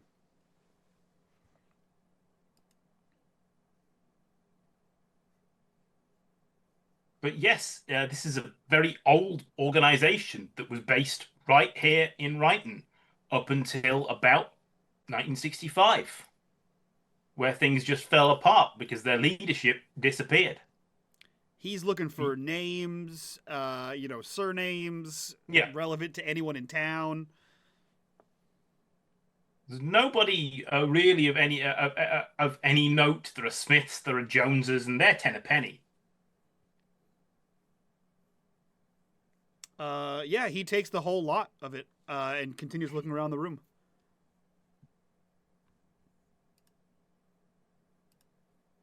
So just to clarify, the car said that Kylie, like, why is Kylie Whitmore coming up in conversation? I was ordering prop cigarettes off Amazon, so Not good on you. So it was one of the delayed communiques that Wentworth reported when he rebooted was something from the day that Kylie disappeared, saying that Kylie Whitmore was received and signed by Elodie Peel and Commander McNee. Commander McNee, they're the two who invented Wentworth, and this was where they were based out of when he was invented. Okay. Well, And, this so was their personal home. Oh, yeah, so does it look like anyone has been in here recently? If you know Dust from the theatre and hanging out there, this would take 3 decades. I don't think she's here, Jamie. Well, yeah, no, she's not here. But this is the people that the name when the car said the name was said my sister's name on the car that she was received. The note was from the book lady, and the book lady, this is her house, and she's got a secret dungeon with secret. I don't know. This, and he shakes the papers. So where is she now? What's the publication date on this book? Everything from here is pre-1965. Okay. So and like in the about the author at the back, she currently resides at Wrighton House. Yeah. Okay. Nailhead. She is with her She is engaged to Commander McNee, who was a hero in World War II, etc., etc. In their spare time, they like to debunk fake psychics and investigate the paranormal. They have a dog named Checkers. But why did And why they did like they to take my invent- sister? And they like to invent AI cars, robot cars. Yeah. That's Um, more of a profession than a hobby. Prof, Murderous AI cars. does Alistair have a phone? Yeah, he's got one for work. Doesn't he work for Bob? Yeah. If he's a shift supervisor, he has a phone. Right. Okay. I would assume that I have the number memorized, and I will. Tommy, can I borrow your phone? She tosses it back to him. Okay. And I call Alistair and ask him to ask Wentworth if he can identify the source of the communique about Kylie. Did it come from here? Did it come from somewhere else? These are the coordinates, but I must account for Doppler shift. It's not here. It is here, but shifted. Like up, down, left, right? Somewhere not of this earthly dimension. Can we get a date on that? Sorry, I don't know if you just asked that question, but what is the date stamp on that thing? It was The the day day that Kylie went Kylie missing. disappeared. Yeah. Oh. That So, kind was received. almost 30 years after McNee and Dr. Peel themselves disappeared. Perhaps 29. So,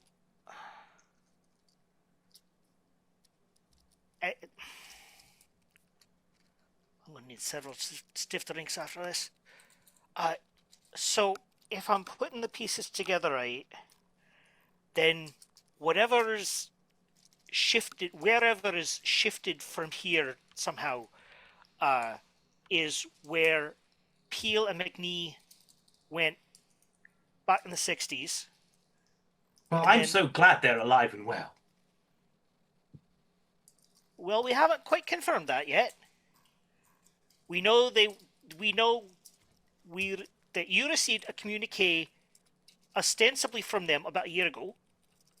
After that, we got nothing, but that's all right. One step at a time.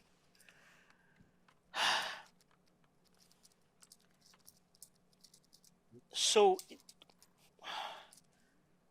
it sounds like if we want to get Kylie back, then we need to find some way to get to Avalon. wherever. Avalon. Wentworth says helpfully, as you haven't hung up the phone. What? What's Avalon? Was a classified government project. Classified by who? The government. Why? Of course, it was the ministry. It was the war. They're the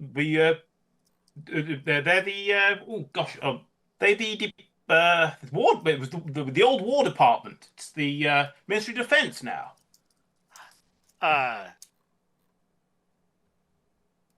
Can you declassify it? Well, let me see what I can do. Oh, thank you very much. The line goes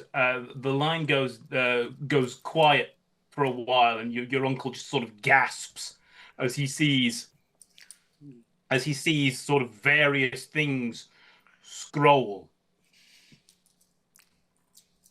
The old 80s terminal, terminal scroll green screen from every hacker movie from the 80s and 90s.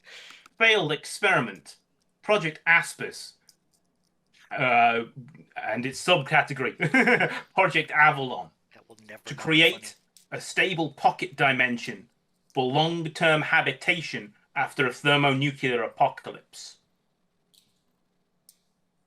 Well, I've heard Project Aspis before.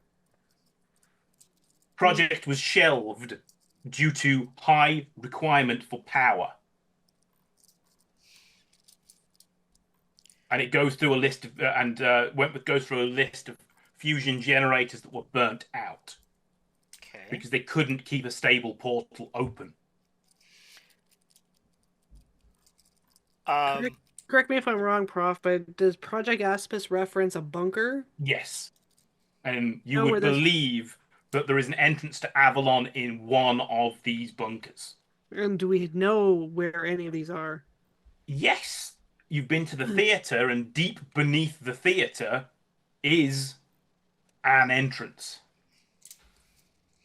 Like multiple entrances to one bunker, or one bunker, or multiple bunkers? You think there are sub-bunkers connected to a large primary. She's gonna look. Are we in a basement? Yeah. Are there basements? Okay, she's gonna look around. Can she do an investigation? Because I rolled with my 2 successes or anything. Can I see if there's any kind of hidden door? Yeah. To a bunker here? Yeah, sure. Do you want me to roll again, or? Yeah. Give me a roll again with a +1. Okay. 3 successes. Big nice. With a condition. You believe that this is a safe room. That there is currently no access to further onward into the bunker chain. This was more of a control bunker, separate from the rest of the system. If they had to evacuate properly for long term, they would have had to go to another entrance.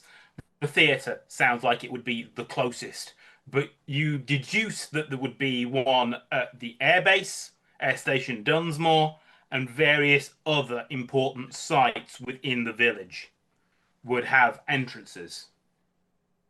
And that for some reason there's been a power spike. Perhaps it was the loop coming online that has teleported Kylie to this dimension. The loop would put out enough power. 1.21 gigawatts, was it? Yep.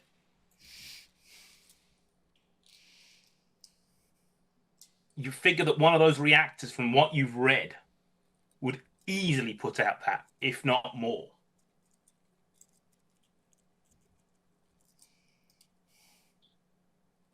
And you suspect that Infini-corp are looking for this. Because what better to do with people that cross them?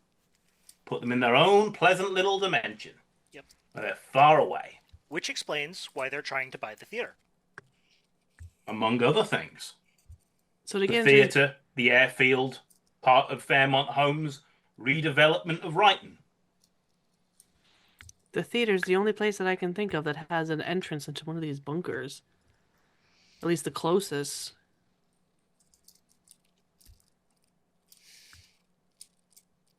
So we get. I'll be happy to smash open a basement or a bunker door.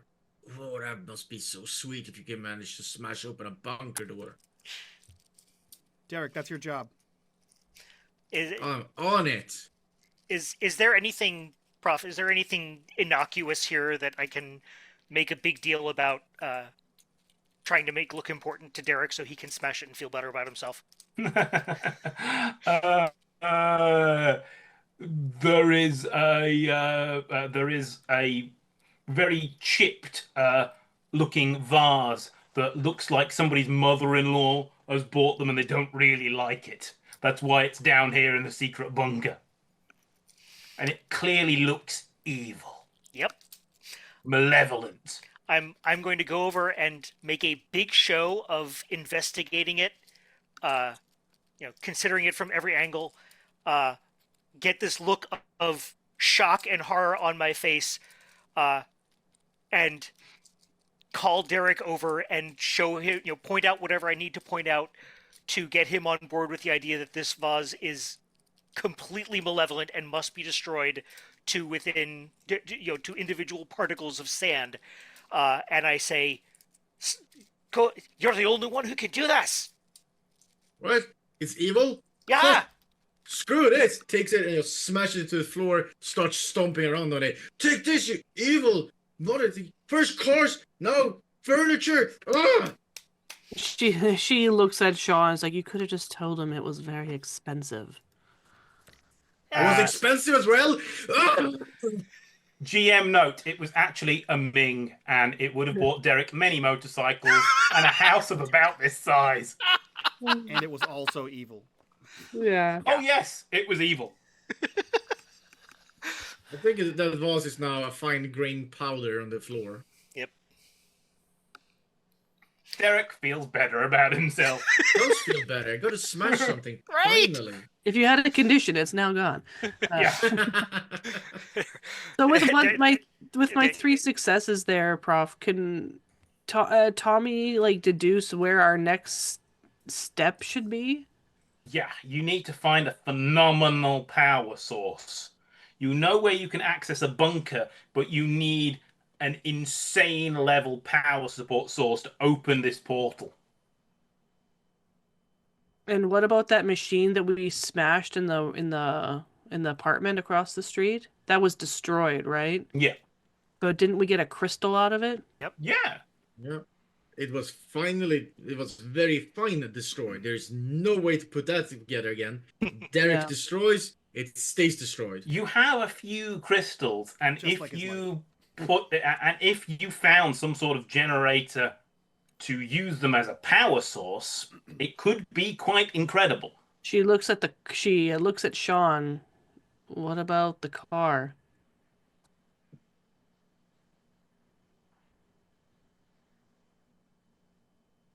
As a power source. Yeah. Wait, is that a power source or is it a generator? Plug the crystal into the car, and yeah. it can see if it can power it. Yep. Oh, well. Yeah, that would require vehicle entrance to this bunker. So you're looking for a vehicle. You need a vehicle entrance. Yep. And you assume that, yes, there is. Because, Tommy, you read somewhere that they were going to use ice cream vans to move drugs around after the apocalypse. This is a real thing. Well, it's also a pretty rundown house. We can Yeah. just drive right through the window. Like Derek can do that. Yeah. That's definitely his yep. level of Smash. chicanery, Yep. right? Yeah, want to take your car through any kind of window, wall, door. Well, I think we need I'm to get your it guy. into the theater, right? That's where the bunker is. There is an entrance there, yes. Yeah. This you believe to be a control bunker. It has access to systems. So, It can be brought back online. So we just need to turn the power back on here. yeah. So, where are those where those crystals end up? She rummages around in Jamie's pants. Hold on. Hold on. Jamie's butt device Hold on. pants. Hold on. Because now it's a tradition. Here you go. Who should get a room now? Get a room, you two. Shut No, no. up! The The pants pockets are free are game. so far down from his gentleman's area. It's it is almost You're grabbing high calf at that point. Keep searching. Keep searching. I have a stack of crystals. All right. I will try to find some place that looks like a power receptacle. Yeah, you can put them. You can Plug 'em into can outlets. hit hit one of the bottoms of the bookcase. Something creaks out, and there is a hookup that it could be used to fit a crystal in there. But these crystals are not really compatible, so you'll have to roll a tinker. And they don't look like they're compatible with Night Industries technology. Okay. They use fusion generators. Can I make use of my wrench again? No. Okay. You had the one. That's fair. Everyone gets one. That's fair. Unless you can bullshit me an excuse. You manage to fit one in, and a screen comes online and it says power at 20%. It had been critical before. But no one looked at no one looked for computers. Right. Is it still? Is it increasing or is it sticking at 20? It's holding steady at 20. You don't know how long it's with minimal use. Maybe this could last for 4, 5 years. Okay, so Well- we need more crystals. As I say, you have a whole stack of them. But we need more outlets to put them in. Unless there's multiple outlets in this one No. spot. There seems to be one you could MacGyver in there with any degree of success.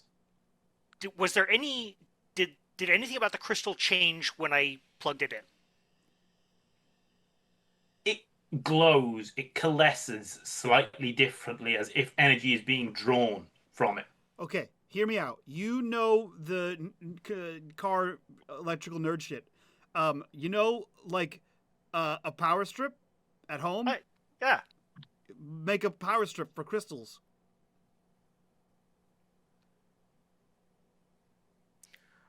Oh no! If only I had a lab to work in.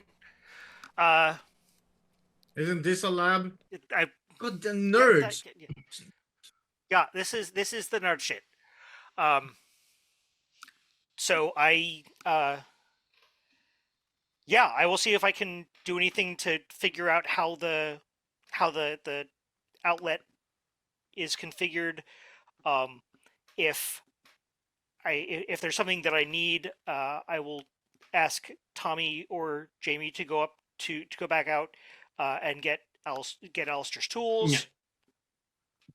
You figure this is going to take you a while of MacGyvering duct tape and Swiss Army knives. Okay. The only thing I have is like comprehend to help you. I have 0 tech skills. All right. I'll tell Hey, you. it was enough earlier. I'll tell you what. Tommy, leave me your phone. The 3 of you and Alistair head back to the theatre, and we'll keep each other apprised of anything that changes between here and the entrance that's there. Okay. Why? Because when I get this thing up and running, if I plug more power into it, if I can power up more, this is a control hub, right? So if this is controlling like all of the rest of the bunker shit, then that's going to include the entrance below the theater, right? In theory? Right. So, basically, when I power this up, I want to see if any of the lights go blinky blink over there. And so, if we have the phone, then we can talk. And I say, I'm about to do the thing, and I do the thing, and then you can tell me, or someone can tell me on Alistair's phone if the thing that I did anything over there. That makes sense. Does? Good. We're taking the car. Oh, yeah. I don't Okay. like this idea, but okay. She'll go. So wait, am I staying or going? No, no one's going to come down here. I'm fine. I don't know. I mean, I was supposed to help you to get you to fix my bike. I do whatever you need me You to did. do. You did. Huh? I point over at the vase. That helped more than you could possibly imagine. Huh? Nice. If you have to smash something, Derek, we might need you. So fine. you I'll go with guys them. rush out to the car, and the shocked uncle of our good friend Sean. Jump over, old man, and she's as- gonna get in the driver's seat. As they were leaving, I kind of I grabbed Tommy's collar, turn around, and say, "Alistair's driving, What? or maybe you, not them." I'll drive. All It's right. a self-driving car. Just get in. Drive's too slow. He gets in. Yeah. Steps for Yeah. all the old ladies.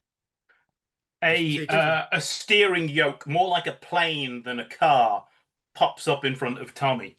Ooh, we're driving back, not going the speed limit. Yeah. No, she goes at bat out of hell, shit off a shovel speed. Redline it! Let's see what his car can do! Well, I'm not gonna redline it, but she's gonna Redline get it! close. Come on, Tommy, redline it! Let's see what the car can do! Ah! As far as Tommy presses the accelerator pedal down, this supercharged V8 has more. It's Ooh, scary. Oh Back shit! in Now the we're bunker. living! Yeah. Let's go! Living on the edge. Oh, yes! Back in the bunker, Yep. a command prompt in green flashes up in the black of a dead screen. Who is on this network? Question mark.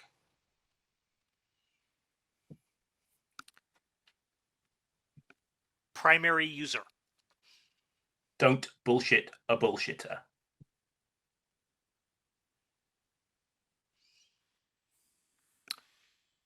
Who wants to know? Nightshade. Is there a K in Nightshade? Yes, of course there is. Absolutely there is. Does that name mean anything to me?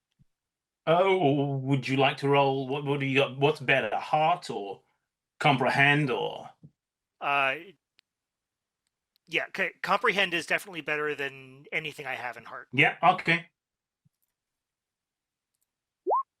You know people and you know things. Yep. Nightshade is a hacker. And a very good one. White hat. Big fan of Night Industries technology. The only other person you know there's a big fan of computers and Night Industries technology in these parts owns a fleet of ridiculous hearses and is Candace.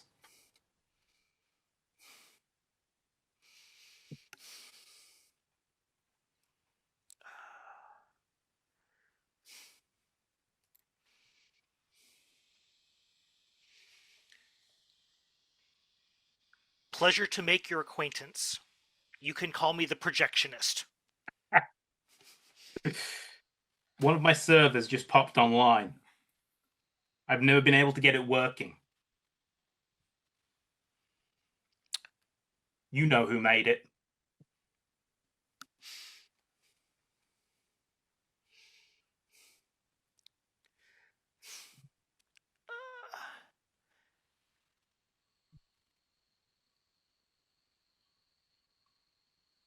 Trying to get the system back online.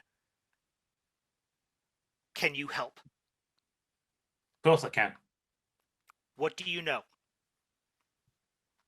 Well, somebody bought Wentworth online.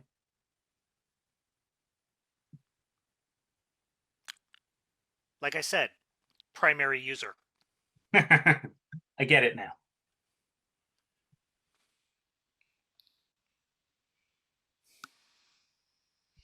What happens if the system is restored to full power? Well, you'll end up smelling colors and tasting sounds and being hungry like the wolf. I've only theorized that it's some Cold War project.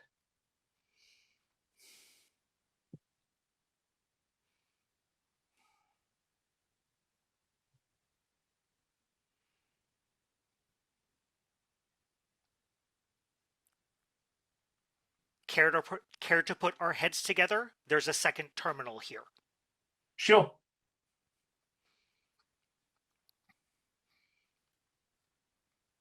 Do you know the location?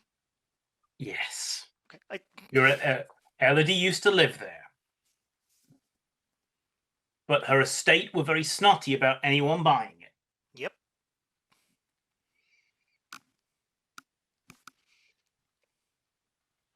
But yeah, so you guys all howl up to in front of the theatre, and Wentworth goes and parks himself as you get out. He parks himself, and instead of a trafficator, a quid goes out to go into the parking meter. He's very conscientious. You guys race into the theatre.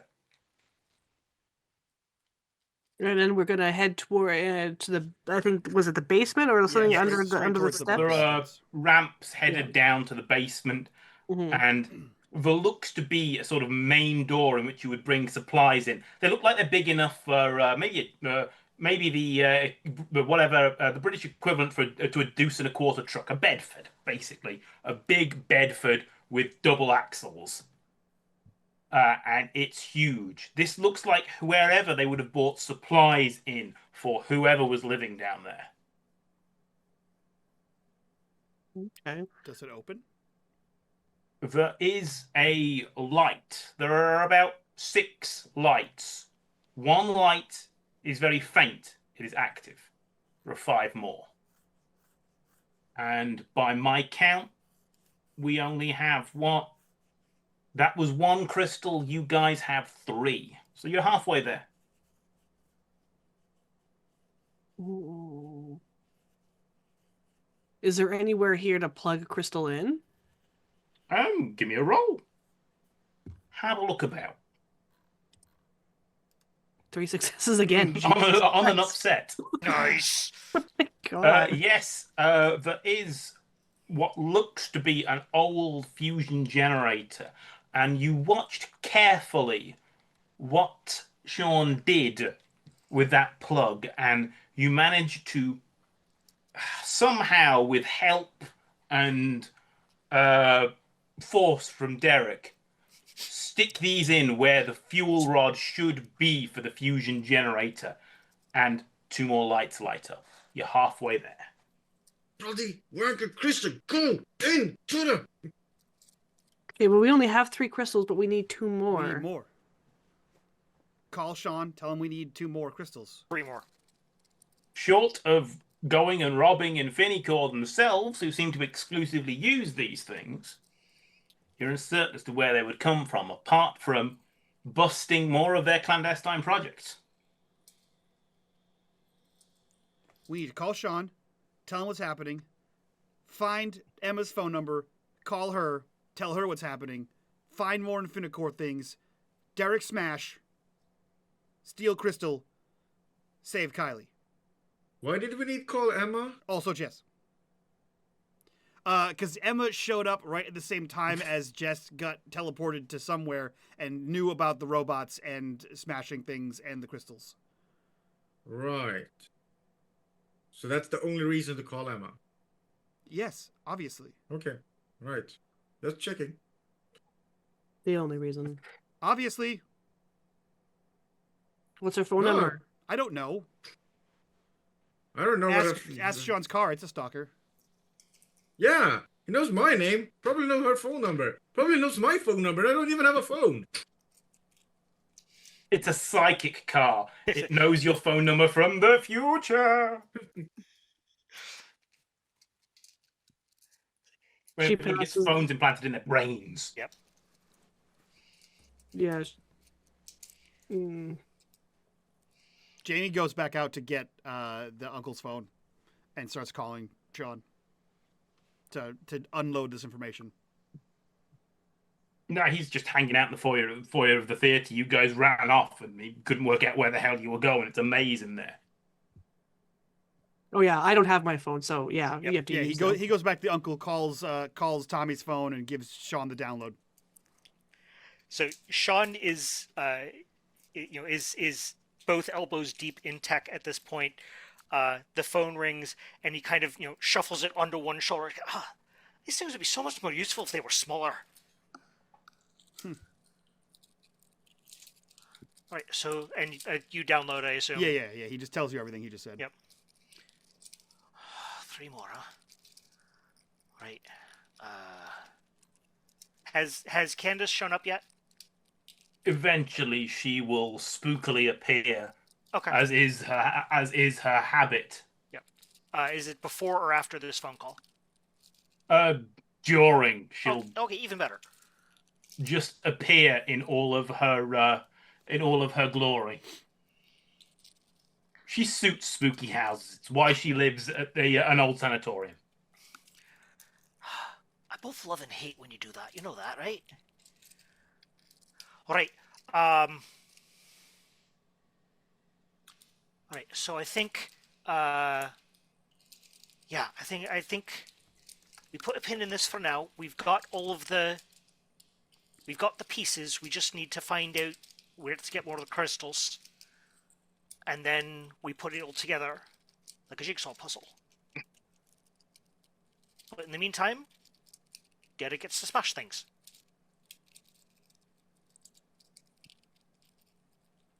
Right? Sounds like a plan. Come over and pick us up, if you would. Or actually, how,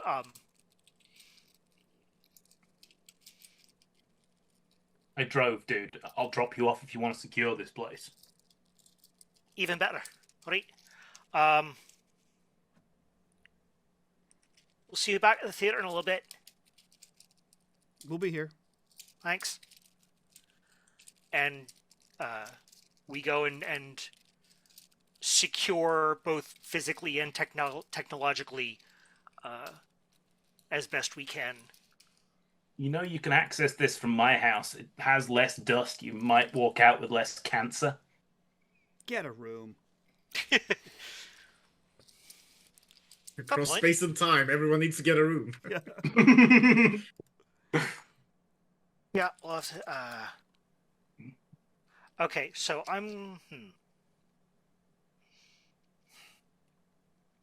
I'll take a moment and scribble down what I did to get the crystal to fit in the port.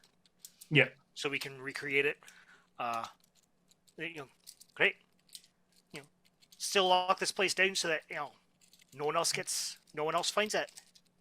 I got it. I am the leg man for a private investigator. Love it. All right. Appreciate your help, Nightshade. You secure the place up and take off in one of Candace's many Volvo hearses towards the center of town. And elsewhere, across the Vale, in a strange little pocket dimension, as you drive past, the camera fades and cuts to two young women. One of them is Kylie. One of them looks suspiciously like a young Diana Rigg. They are playing tennis on a beautiful summer's day in what is now an overgrown and forgotten tennis court. Until we meet again. Nice. Hell yeah. Hell yeah. Dope. All right, everyone, let's go around, do our outroductions, and then get the hell out of here and get ready for our next one-shot. We'll start with our illustrious GM, Propo. Who are you? Where can we find you on the internet, and what are you up to? I'm El Profo, and I would describe myself as a master of ceremonies, but this evening I'm your master of shenanigans. Hell yeah. And you will find me mostly on the Discord, making up more bizarre, far-fetched adventures, because we've got at least 3 in us until we solve a major character plot point. And otherwise, I'm messing about with the writing timeline in my offline group, and seeing how, and because they're also on the track of Dr. Peel and Commander McNee, because in one of their first episodes, I got them on the same trail. So we'll see how that works out. Hell yeah. Because there's no divergent timeline here. You're all in the same village, running around, committing petty acts of larceny and shenanigans. I love it. Love it. And vehicular crime. It's cool. King of petty crimes and larceny and shenanigans, Iquin, who are you? Where can we find you on the internet, and what are you up to? Hello, I'm Iquin. I'm your nice pet Swede, I guess, since everyone group that plays Free League has one. I run the unMadeGaming Mastodon, so you can find me there. You can also find me in the Discord, which is simpler. I usually run off-stream games of Call of Cthulhu there, and I'm way less obnoxious than Derek, and I have less makeup when I do those things. But Little bit of both. little bit. The makeup is Still- optional. He's just Still more all the evil shenanigans than and petty obnoxious. theft, though. It's all about the petty theft. That's true. That's true. Jumping right across to the hero of today's episode, Trevor, who are you? Where can we find you on the internet, and what are you up to? Good afternoon, everyone. I am Trevor, the Vitruvian Meeple. You can find me on the Discord, but I'm kind of in and out because I, work kind of kicks my ass. But you can also find me on my own YouTube channel at Vitruvian Meeple, where the night after tomorrow, Monday the 26th, Memorial Day in the US, we will be starting Chapter 2 of Echoes of the Undying, which is our Cypher System fantasy campaign. We're getting into the meat of the character arcs now, and I'm really looking forward to see where they go. You can find me on Blue Sky at Vitruvian Meeple. You can find me on Mastodon, Vitruvian Meeple at dice.camp. That's about it. Hell yeah. Hell yeah. And last but definitely not least, our wonderful community manager, G, who are you? Where can we find you on the internet, and what are you up to? Hello, I'm the friendly neighborhood lightning invoker. You can find me in all things unMadeGaming, modding for regular streams, all the Patreon stuff. Me and Iquin are in the next one shot, so stick around. There's going to be, I'm sure, no shortage of shenanigans in that one. And tomorrow we have Mundus Novus, which is another Patreon campaign. And then the third Patreon campaign, The Rise. And I think that's it for now. Yeah, that is it. That is it. All right, guys, I hope you enjoyed this latest trip across the pond from New England to Old England, to our lovely Tales from the Loop / Things from the Flood campaign run by Bravo. If you have not seen the other ones, go check them out over on YouTube. And as always, if you like what we do here and you want to support the channel, the best way to do it is like these fine folks over on our Patreon. Link in the description down below. Join us at the $5 tier. Get access to all the after shows for all the shows we do. While you're down there, click on that Discord link. Join us in the aforementioned Discord. Be a part of the community. Be a part of the conversation. But that's it for us. We will see you guys next time and in a little bit if you're watching the second show. So from all of us to you guys, bye-bye. Bye.